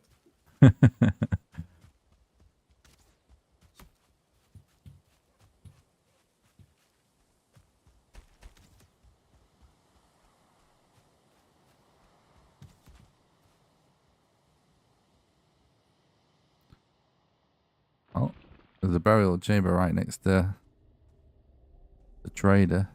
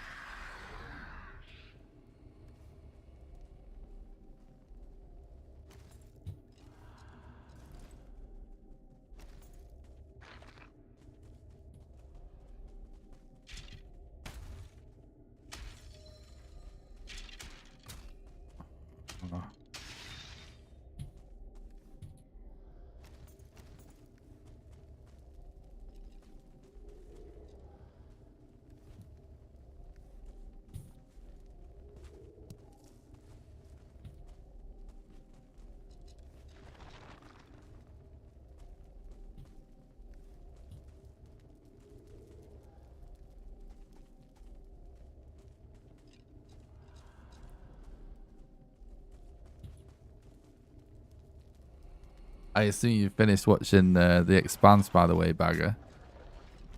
The last season. I'm finished with that one. What did you think? It leads up to some action for next season at least. Oh, I'm dead. Yeah, it does. I felt it was a bit slow sometimes this season, but Yeah. overall, really good. Yeah, I'd agree with that. I thought like it was awesome. Some of the best stuff was actually what was going on Earth. Yeah, definitely. But like I kind of also felt like it could have got crazier and it didn't, if you know what I mean.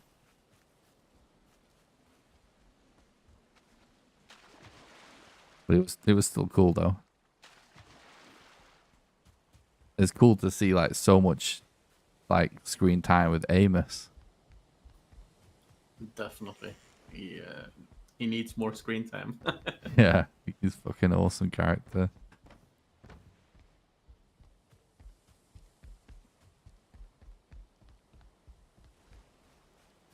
You would like The Expanse, Jim.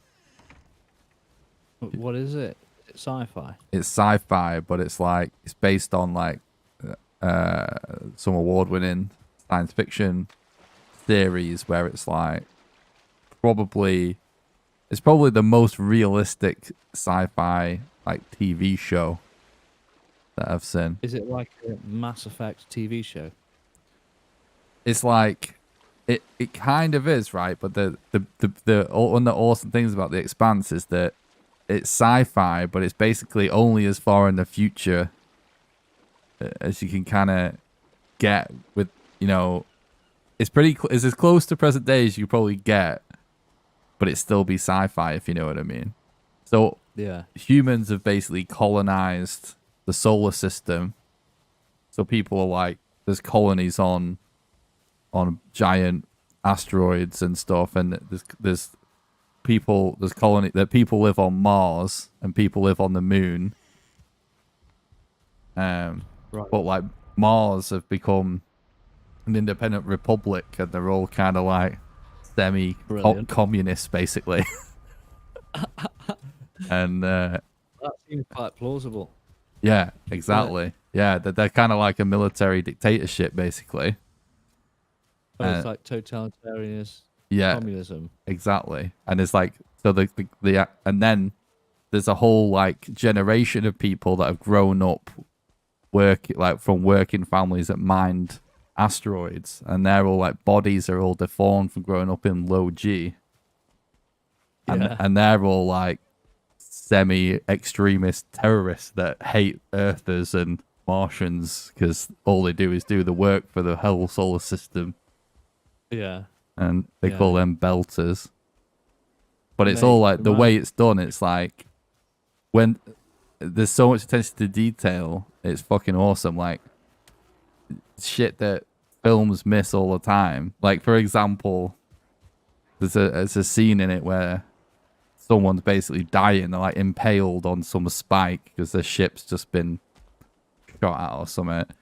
And like it's 0G and she's crying in pain, but like all the water's just pooling up, you know, in their eye socket because there's no gravity. Oh, mate. So like That's cruel. it's proper, like you would love it because it's like, It reminds me of Red Faction yeah, and like Total Recall. yeah. Red Faction was an awesome game. I'll have to check that was. out then. Is it on Netflix? It's on Amazon It's on now. Prime. Oh, Amazon Prime. Okay, maybe I could do that. I'm sure Sounds you like it's can. worth it. Make the stretch. Well, you probably find it online somewhere. But it used to be a Netflix original, but they didn't fund like another season, and all the fans are pissed off. So Amazon just bought it and carried on making it. Nice. So it's sort of on Netflix. That I don't know why the hell they let that show go, because it's like probably my favorite newer show. You know. Some white collar board members just didn't get the vision. It's probably so nerdy they just thought, oh, so it'll never be that popular. You know what I It's gonna mean? be so yeah. Bet Elon Musk probably tweets about it. This is that kind of thing. I'm surprised that Have you seen that, Bagger? Because I was gonna say, like, I haven't seen him tweet about it, but it seems like the sort of thing he would do. True. I haven't seen, no.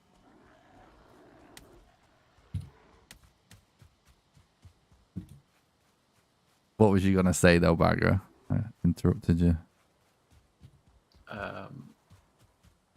I think the viewers on season 2 was a bit lower than they expected. Oh, On okay. Netflix. So they didn't go for season 3 there. That's crazy. Like, I couldn't stop watching it Same. because season I 2 had to is actually- season 2. I had to buy The all season 3 Ares on stuff. DVD. Season 2 and the molecules on Ares and all that, right? Yeah, I think so, yeah. So all that shit's like probably the coolest fucking thing ever in the whole thing so far. Yeah. But I guess they expected way more viewers. I mean, it's Netflix. They think they're the best in the world and everything, so True. they have to have 20 billion viewers every episode or something. It's weird, isn't it, Netflix? Because they also hide, don't they, all the time? They don't even tell you like sometimes how much views something is getting. Because a lot of the shit they make as well, I guarantee no one's watching it. Yeah, like The Ranch. Yeah, exactly. Is that a real program or you just made it off the top of your head? No, it's actually a real program. Oh, I know the thumbnail, just so you say it. It looks like the worst shit ever. The Ranch.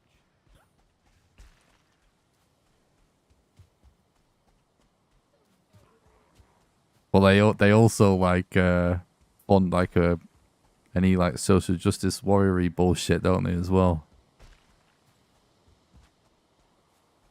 Like I've heard there's like a lot of them comedy specials that's just like woke bullshit and zero comedy, but Netflix loves paying for them, you know. Guarantee no one's actually watching that. You never know. That's the scary part. You never know. True.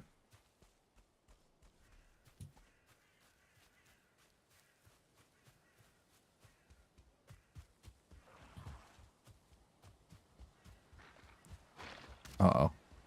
I might insta-die again.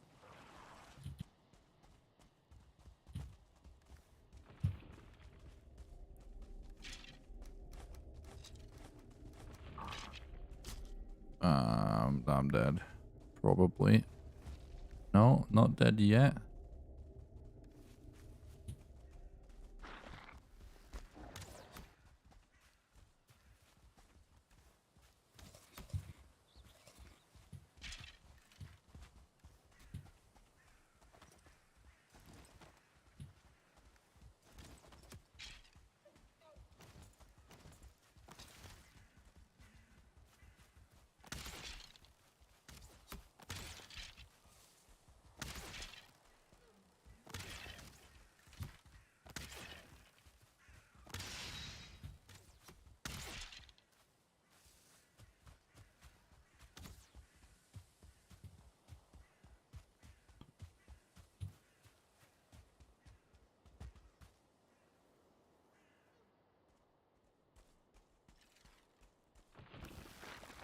Oh my god. There is so many skeletons in this burial chamber. Oh, and a ghost. Oh, for fuck's sake, dude. I'm still in the first room, by the way. I'm not even gone down a corridor. There's like ghosts and fucking at least 5 skeletons.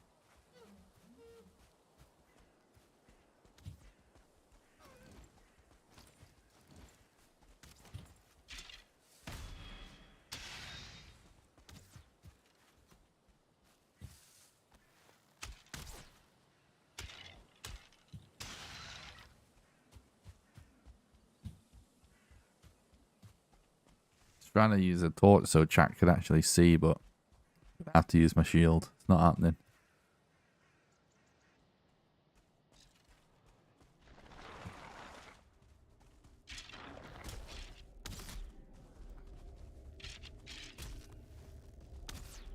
Oh no, I'm dead again. Oh, One snuck up behind me and trapped me, so I couldn't run away.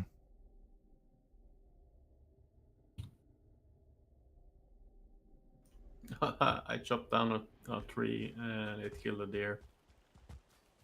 Nice. Free food.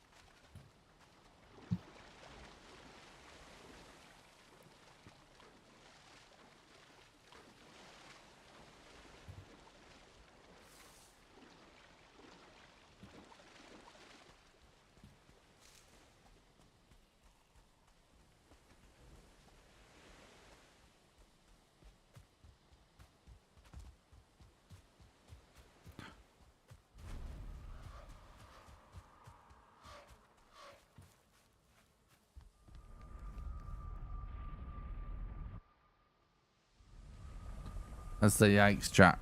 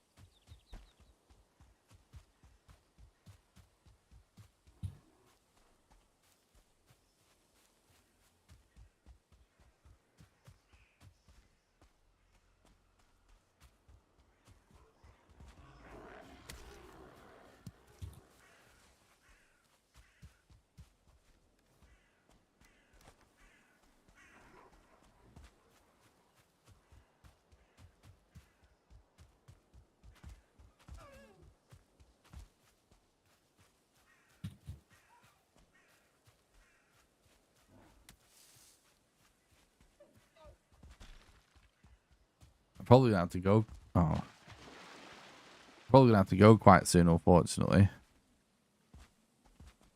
But do you think we'll be able to do a attempt at the Elder?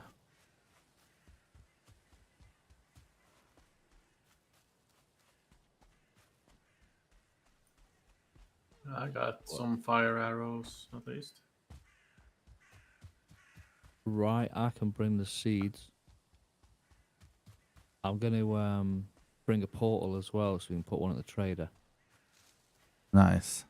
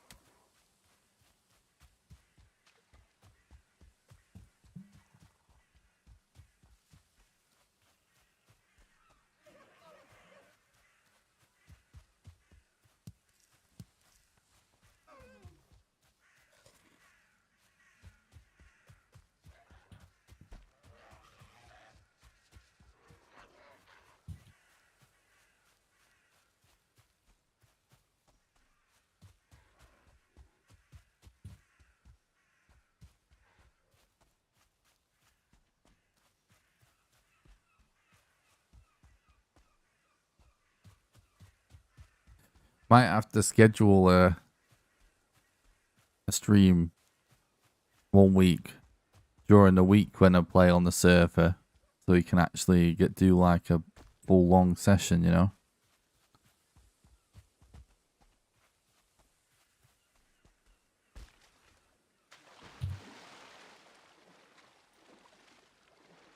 Yeah, would be cool.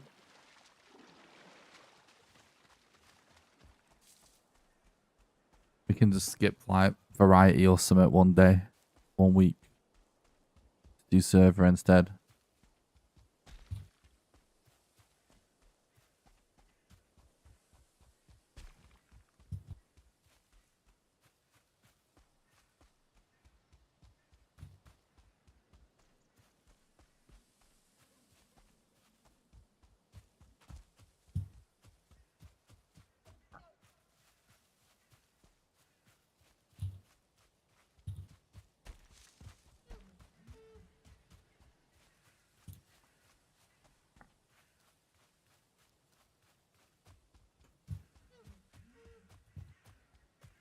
Okay, I'm gonna come down to you guys then.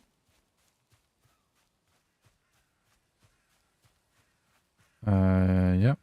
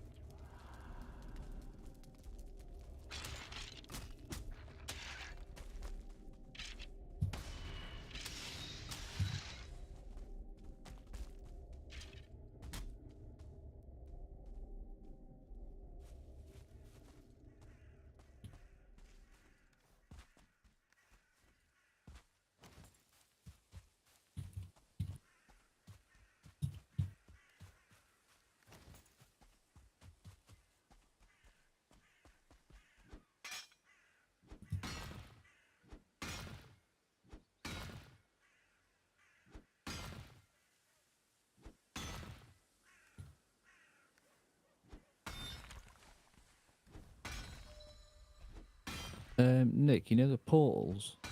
Yeah. If I build one outside the trader, Yeah. do I need to build a structure around it to make sure it's safe, or will they just leave it alone? Should be fine.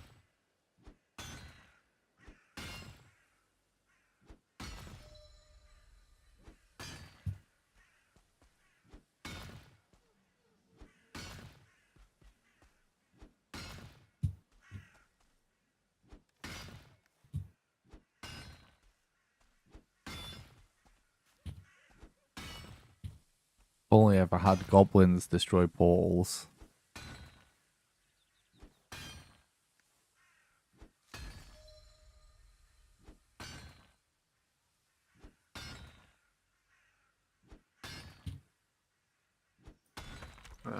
Do I need a boat to get over to the poor vendor arrow? Get to where? The Elder? Yeah, down to the vendor and to the elder. Nah.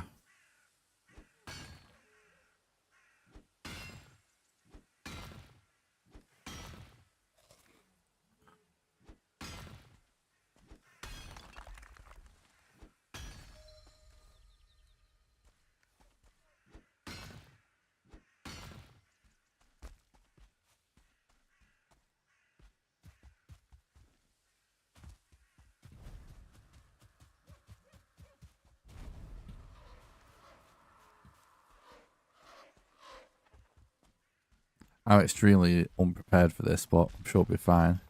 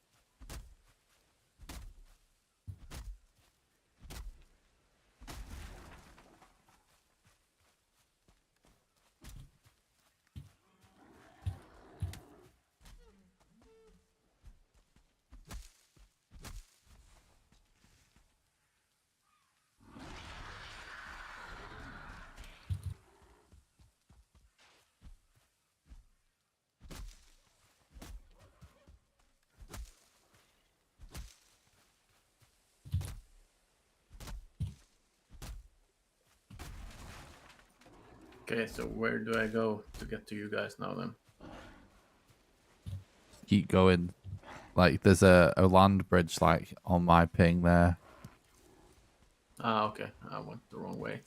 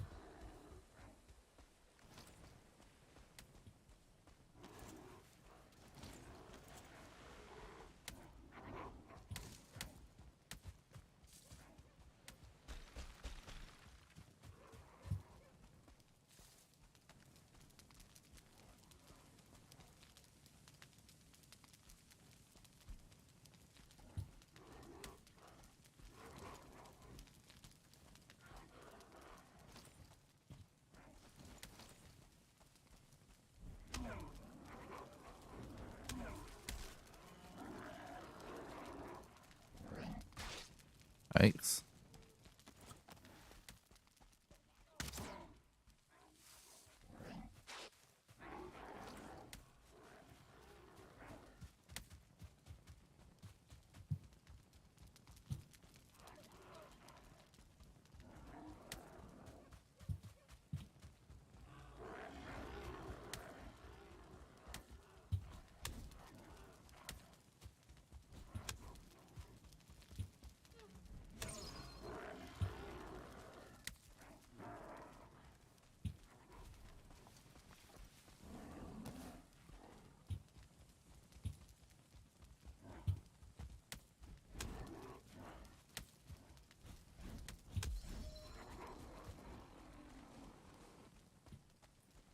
You guys been to this burial chamber here? Oh, I haven't.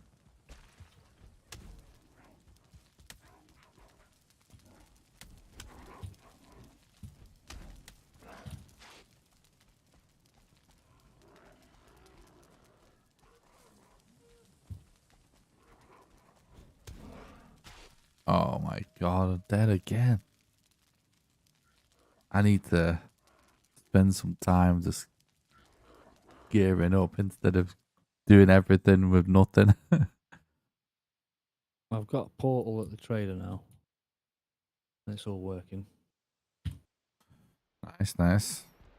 If that helps. Yep.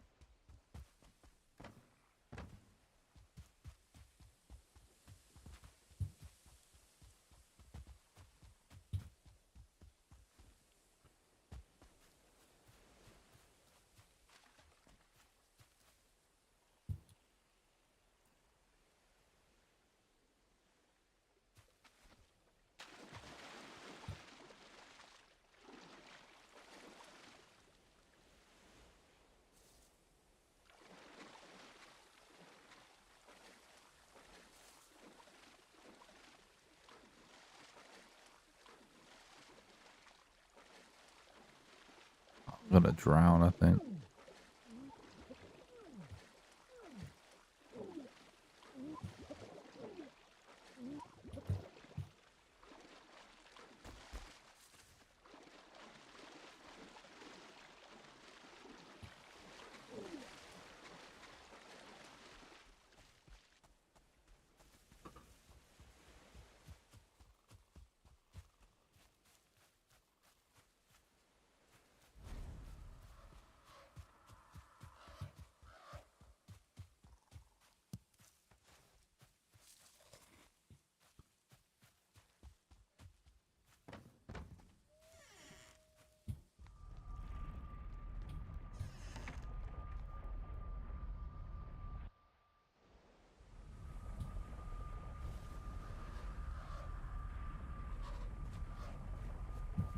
I'm ready anyway. Do you need anything?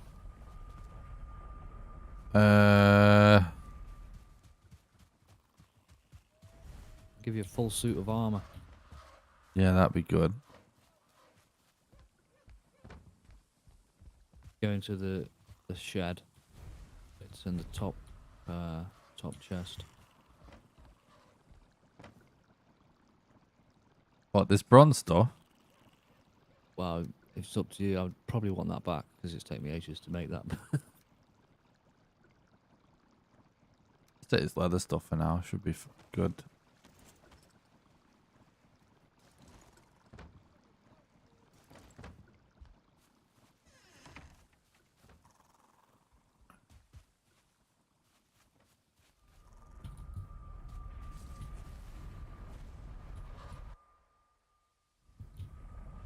I mean, I think food is what's going to be the main issue for me. Don't Got really, food. don't really have anything decent. What do you want? I mean, do you have a lot of honey or no? Not really, but 25 honey. Got loads of meat. Yeah, that's fine.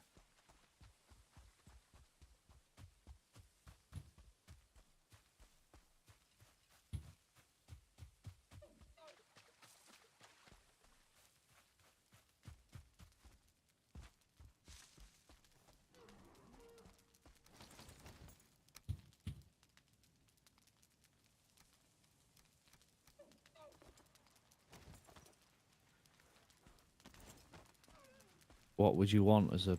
Well, it'd take too long to make when it meads. Yeah.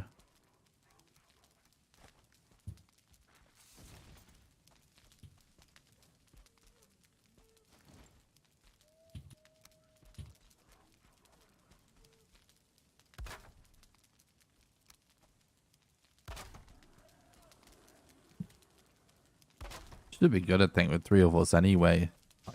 I'm guessing, like, the DPS with all of us shooting is going to be pretty good.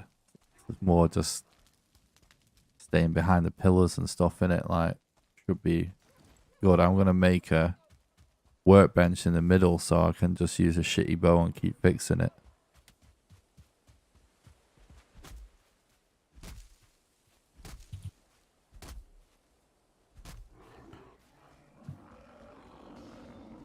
Right, I'm going to join you. Alright, nice.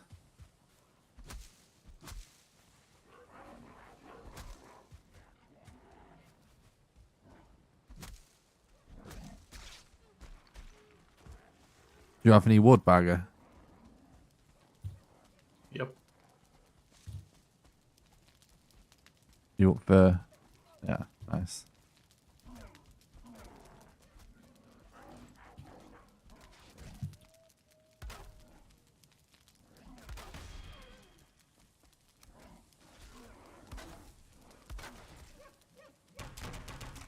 Ow, that was a brute.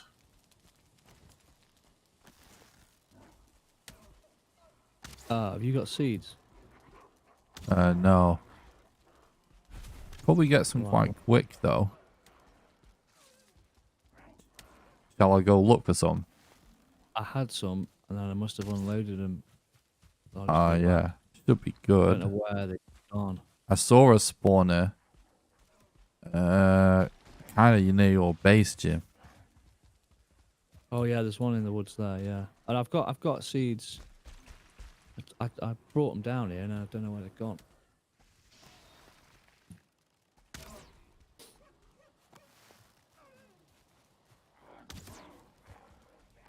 Must have autopilot just stashed them away. Yeah, that's exactly what I did. Lol. Right.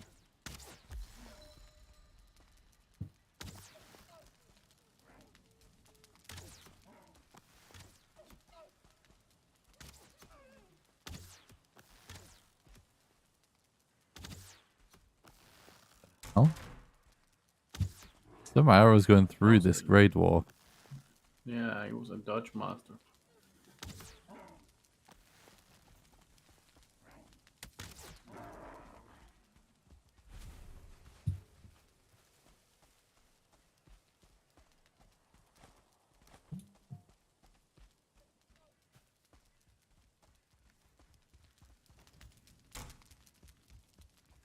Just 1 sec before we start. Yep, no worries.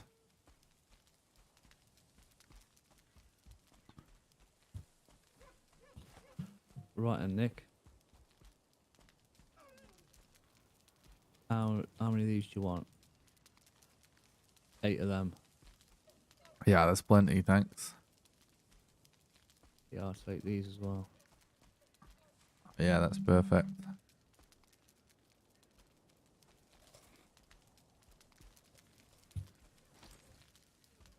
This should be interesting.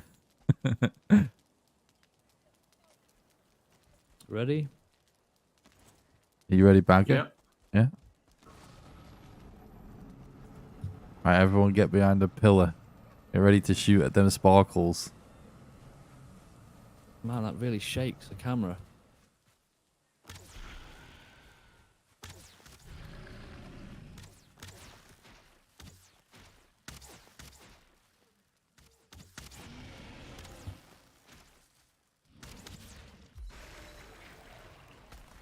Okay, good.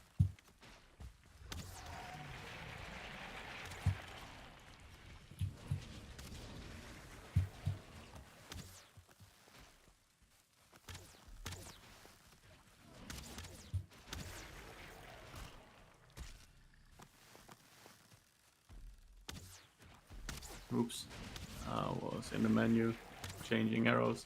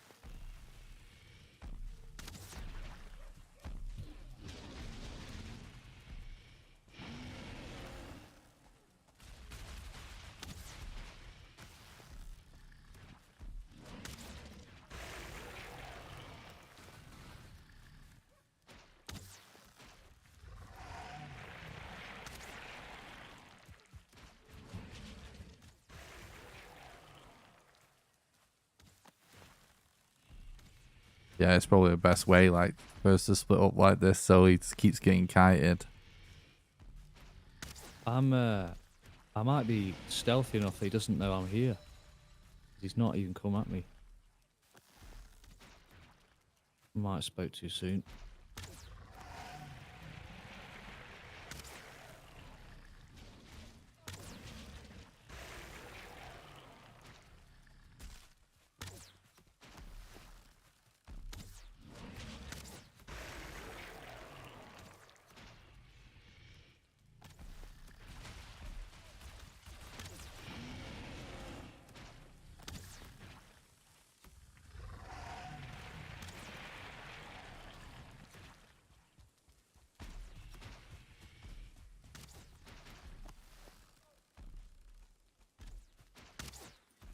God damn stamina.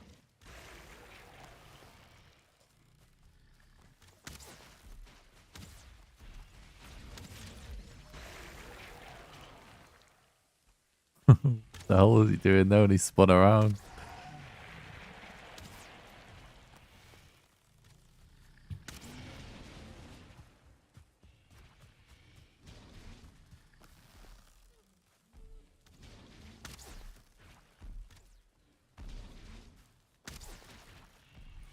Why me?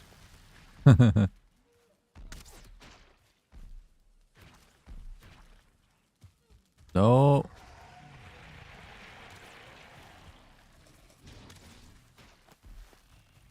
Ow.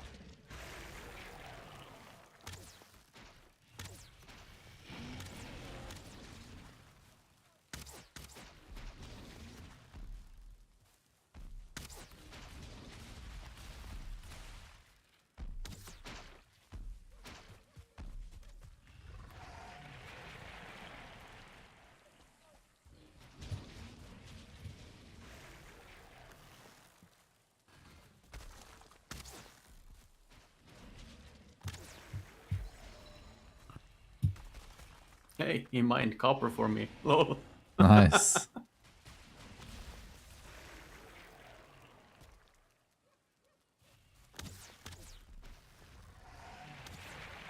My bow is broken. Ow. No, what? No, okay. Mayday. The roots have destroyed the roof on the crafting table. No.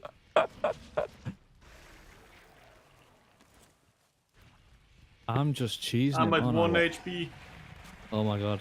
I'm running I'm in just sitting. and putting a roof I'm on just. it. No, Repairing don't. it. No way. Let's run right next to him and put a roof back on. Let's go. Yeah. I was just sniping him from the hill. I was at 1 HP. Oh yeah, look, multiple keys. Nice. Has everyone got one? I'm gonna pick one up. There we go. Yep. Sweet. Yeah, I read somewhere that basically the drops you get one per person logged into the server. Right.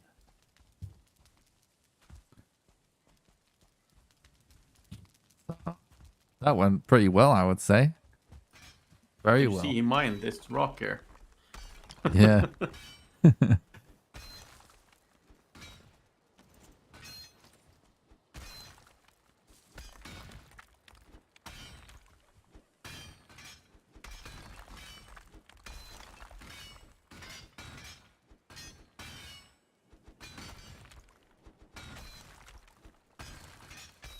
You could dig out a huge area in no time if multiple people are doing it.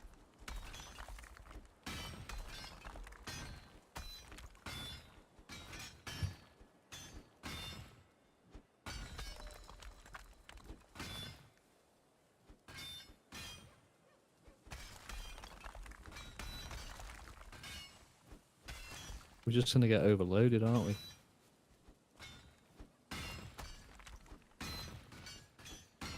Yeah, I don't have the belt yet either.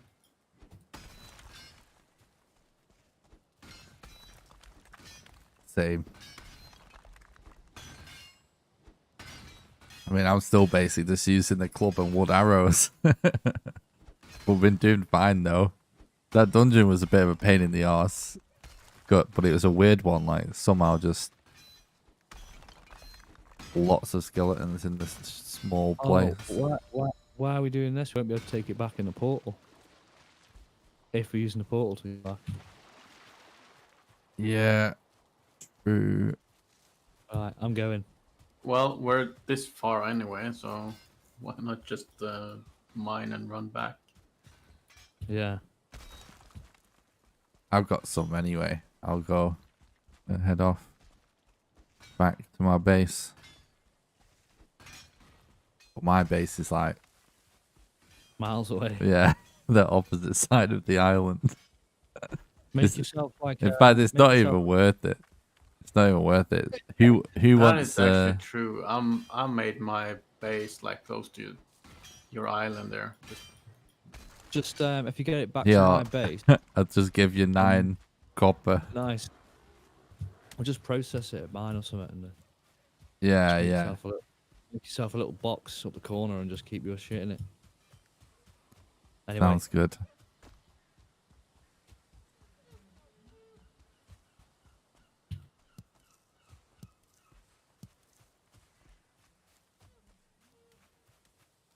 Yeah, before we do bone mass, I'll definitely need like an all-day session to actually get gear in, because I don't think wood arrows and leather armor is going to be great for that.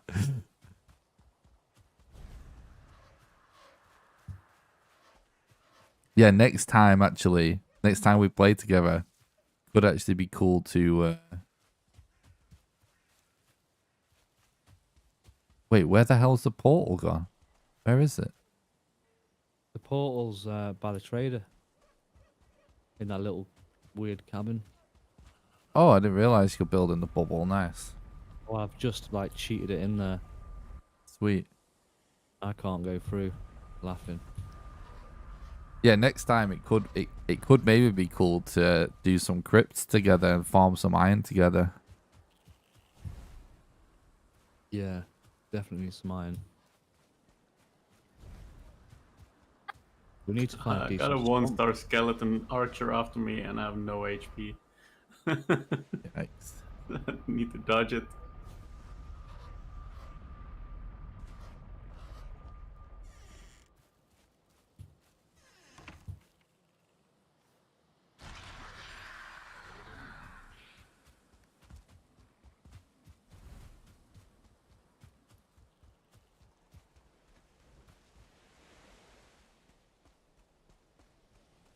Well, nobody died, so call that a success. Indeed. I was fucking close though.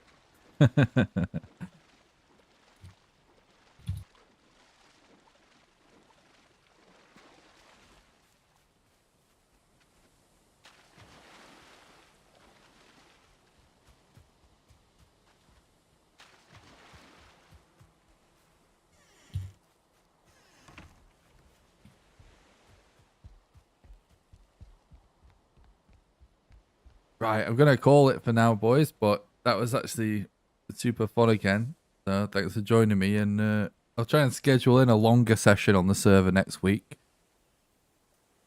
Maybe I'll get time to actually do some copper mining and get some gear going for a swamp. You can't go to a swamp with leather gear. Yeah, exactly. Like I could even just do a stream day where even if not everyone can make it, I'll still just farm shit on the server, you know. So I'm actually ready to go when we want to do it. But anyway, guys, I'm gonna have to shoot because they're not had the real food yet today, to be honest. So, Oh, damn. All right, Nick. See you in a bit. all right, guys. See ya. Thanks for playing. See you See ya, soon. Nick. Bye. All right, chat. Thanks a lot for watching the stream today. You know, Sundays are mainly about spending time with the people that support the stream on Patreon. So that was super fun. I know I've like talked to chat less because I'm talking to the guys that we're playing with on the server, but it's really good to do that every now and then. It's just super fun for me, you know. So I hope you guys enjoyed the stream. But I need to go. Tomorrow we're gonna have a new Valheim video coming out. And it's basically about the Mistlands, which is the next biome being released. So it's me investigating the Mistlands and giving some info on that. It's a cool video. It's a different type of video to what we've done so far, but I hope you guys enjoy it. But I'm going to go get some food, get some sleep, and I will actually see you guys tomorrow for an 8 to 12 hour Valheim stream. We'll back to some long Valheim streams tomorrow. So thanks for watching, guys. I really appreciate it, and I'll see you guys tomorrow for some more Valheim.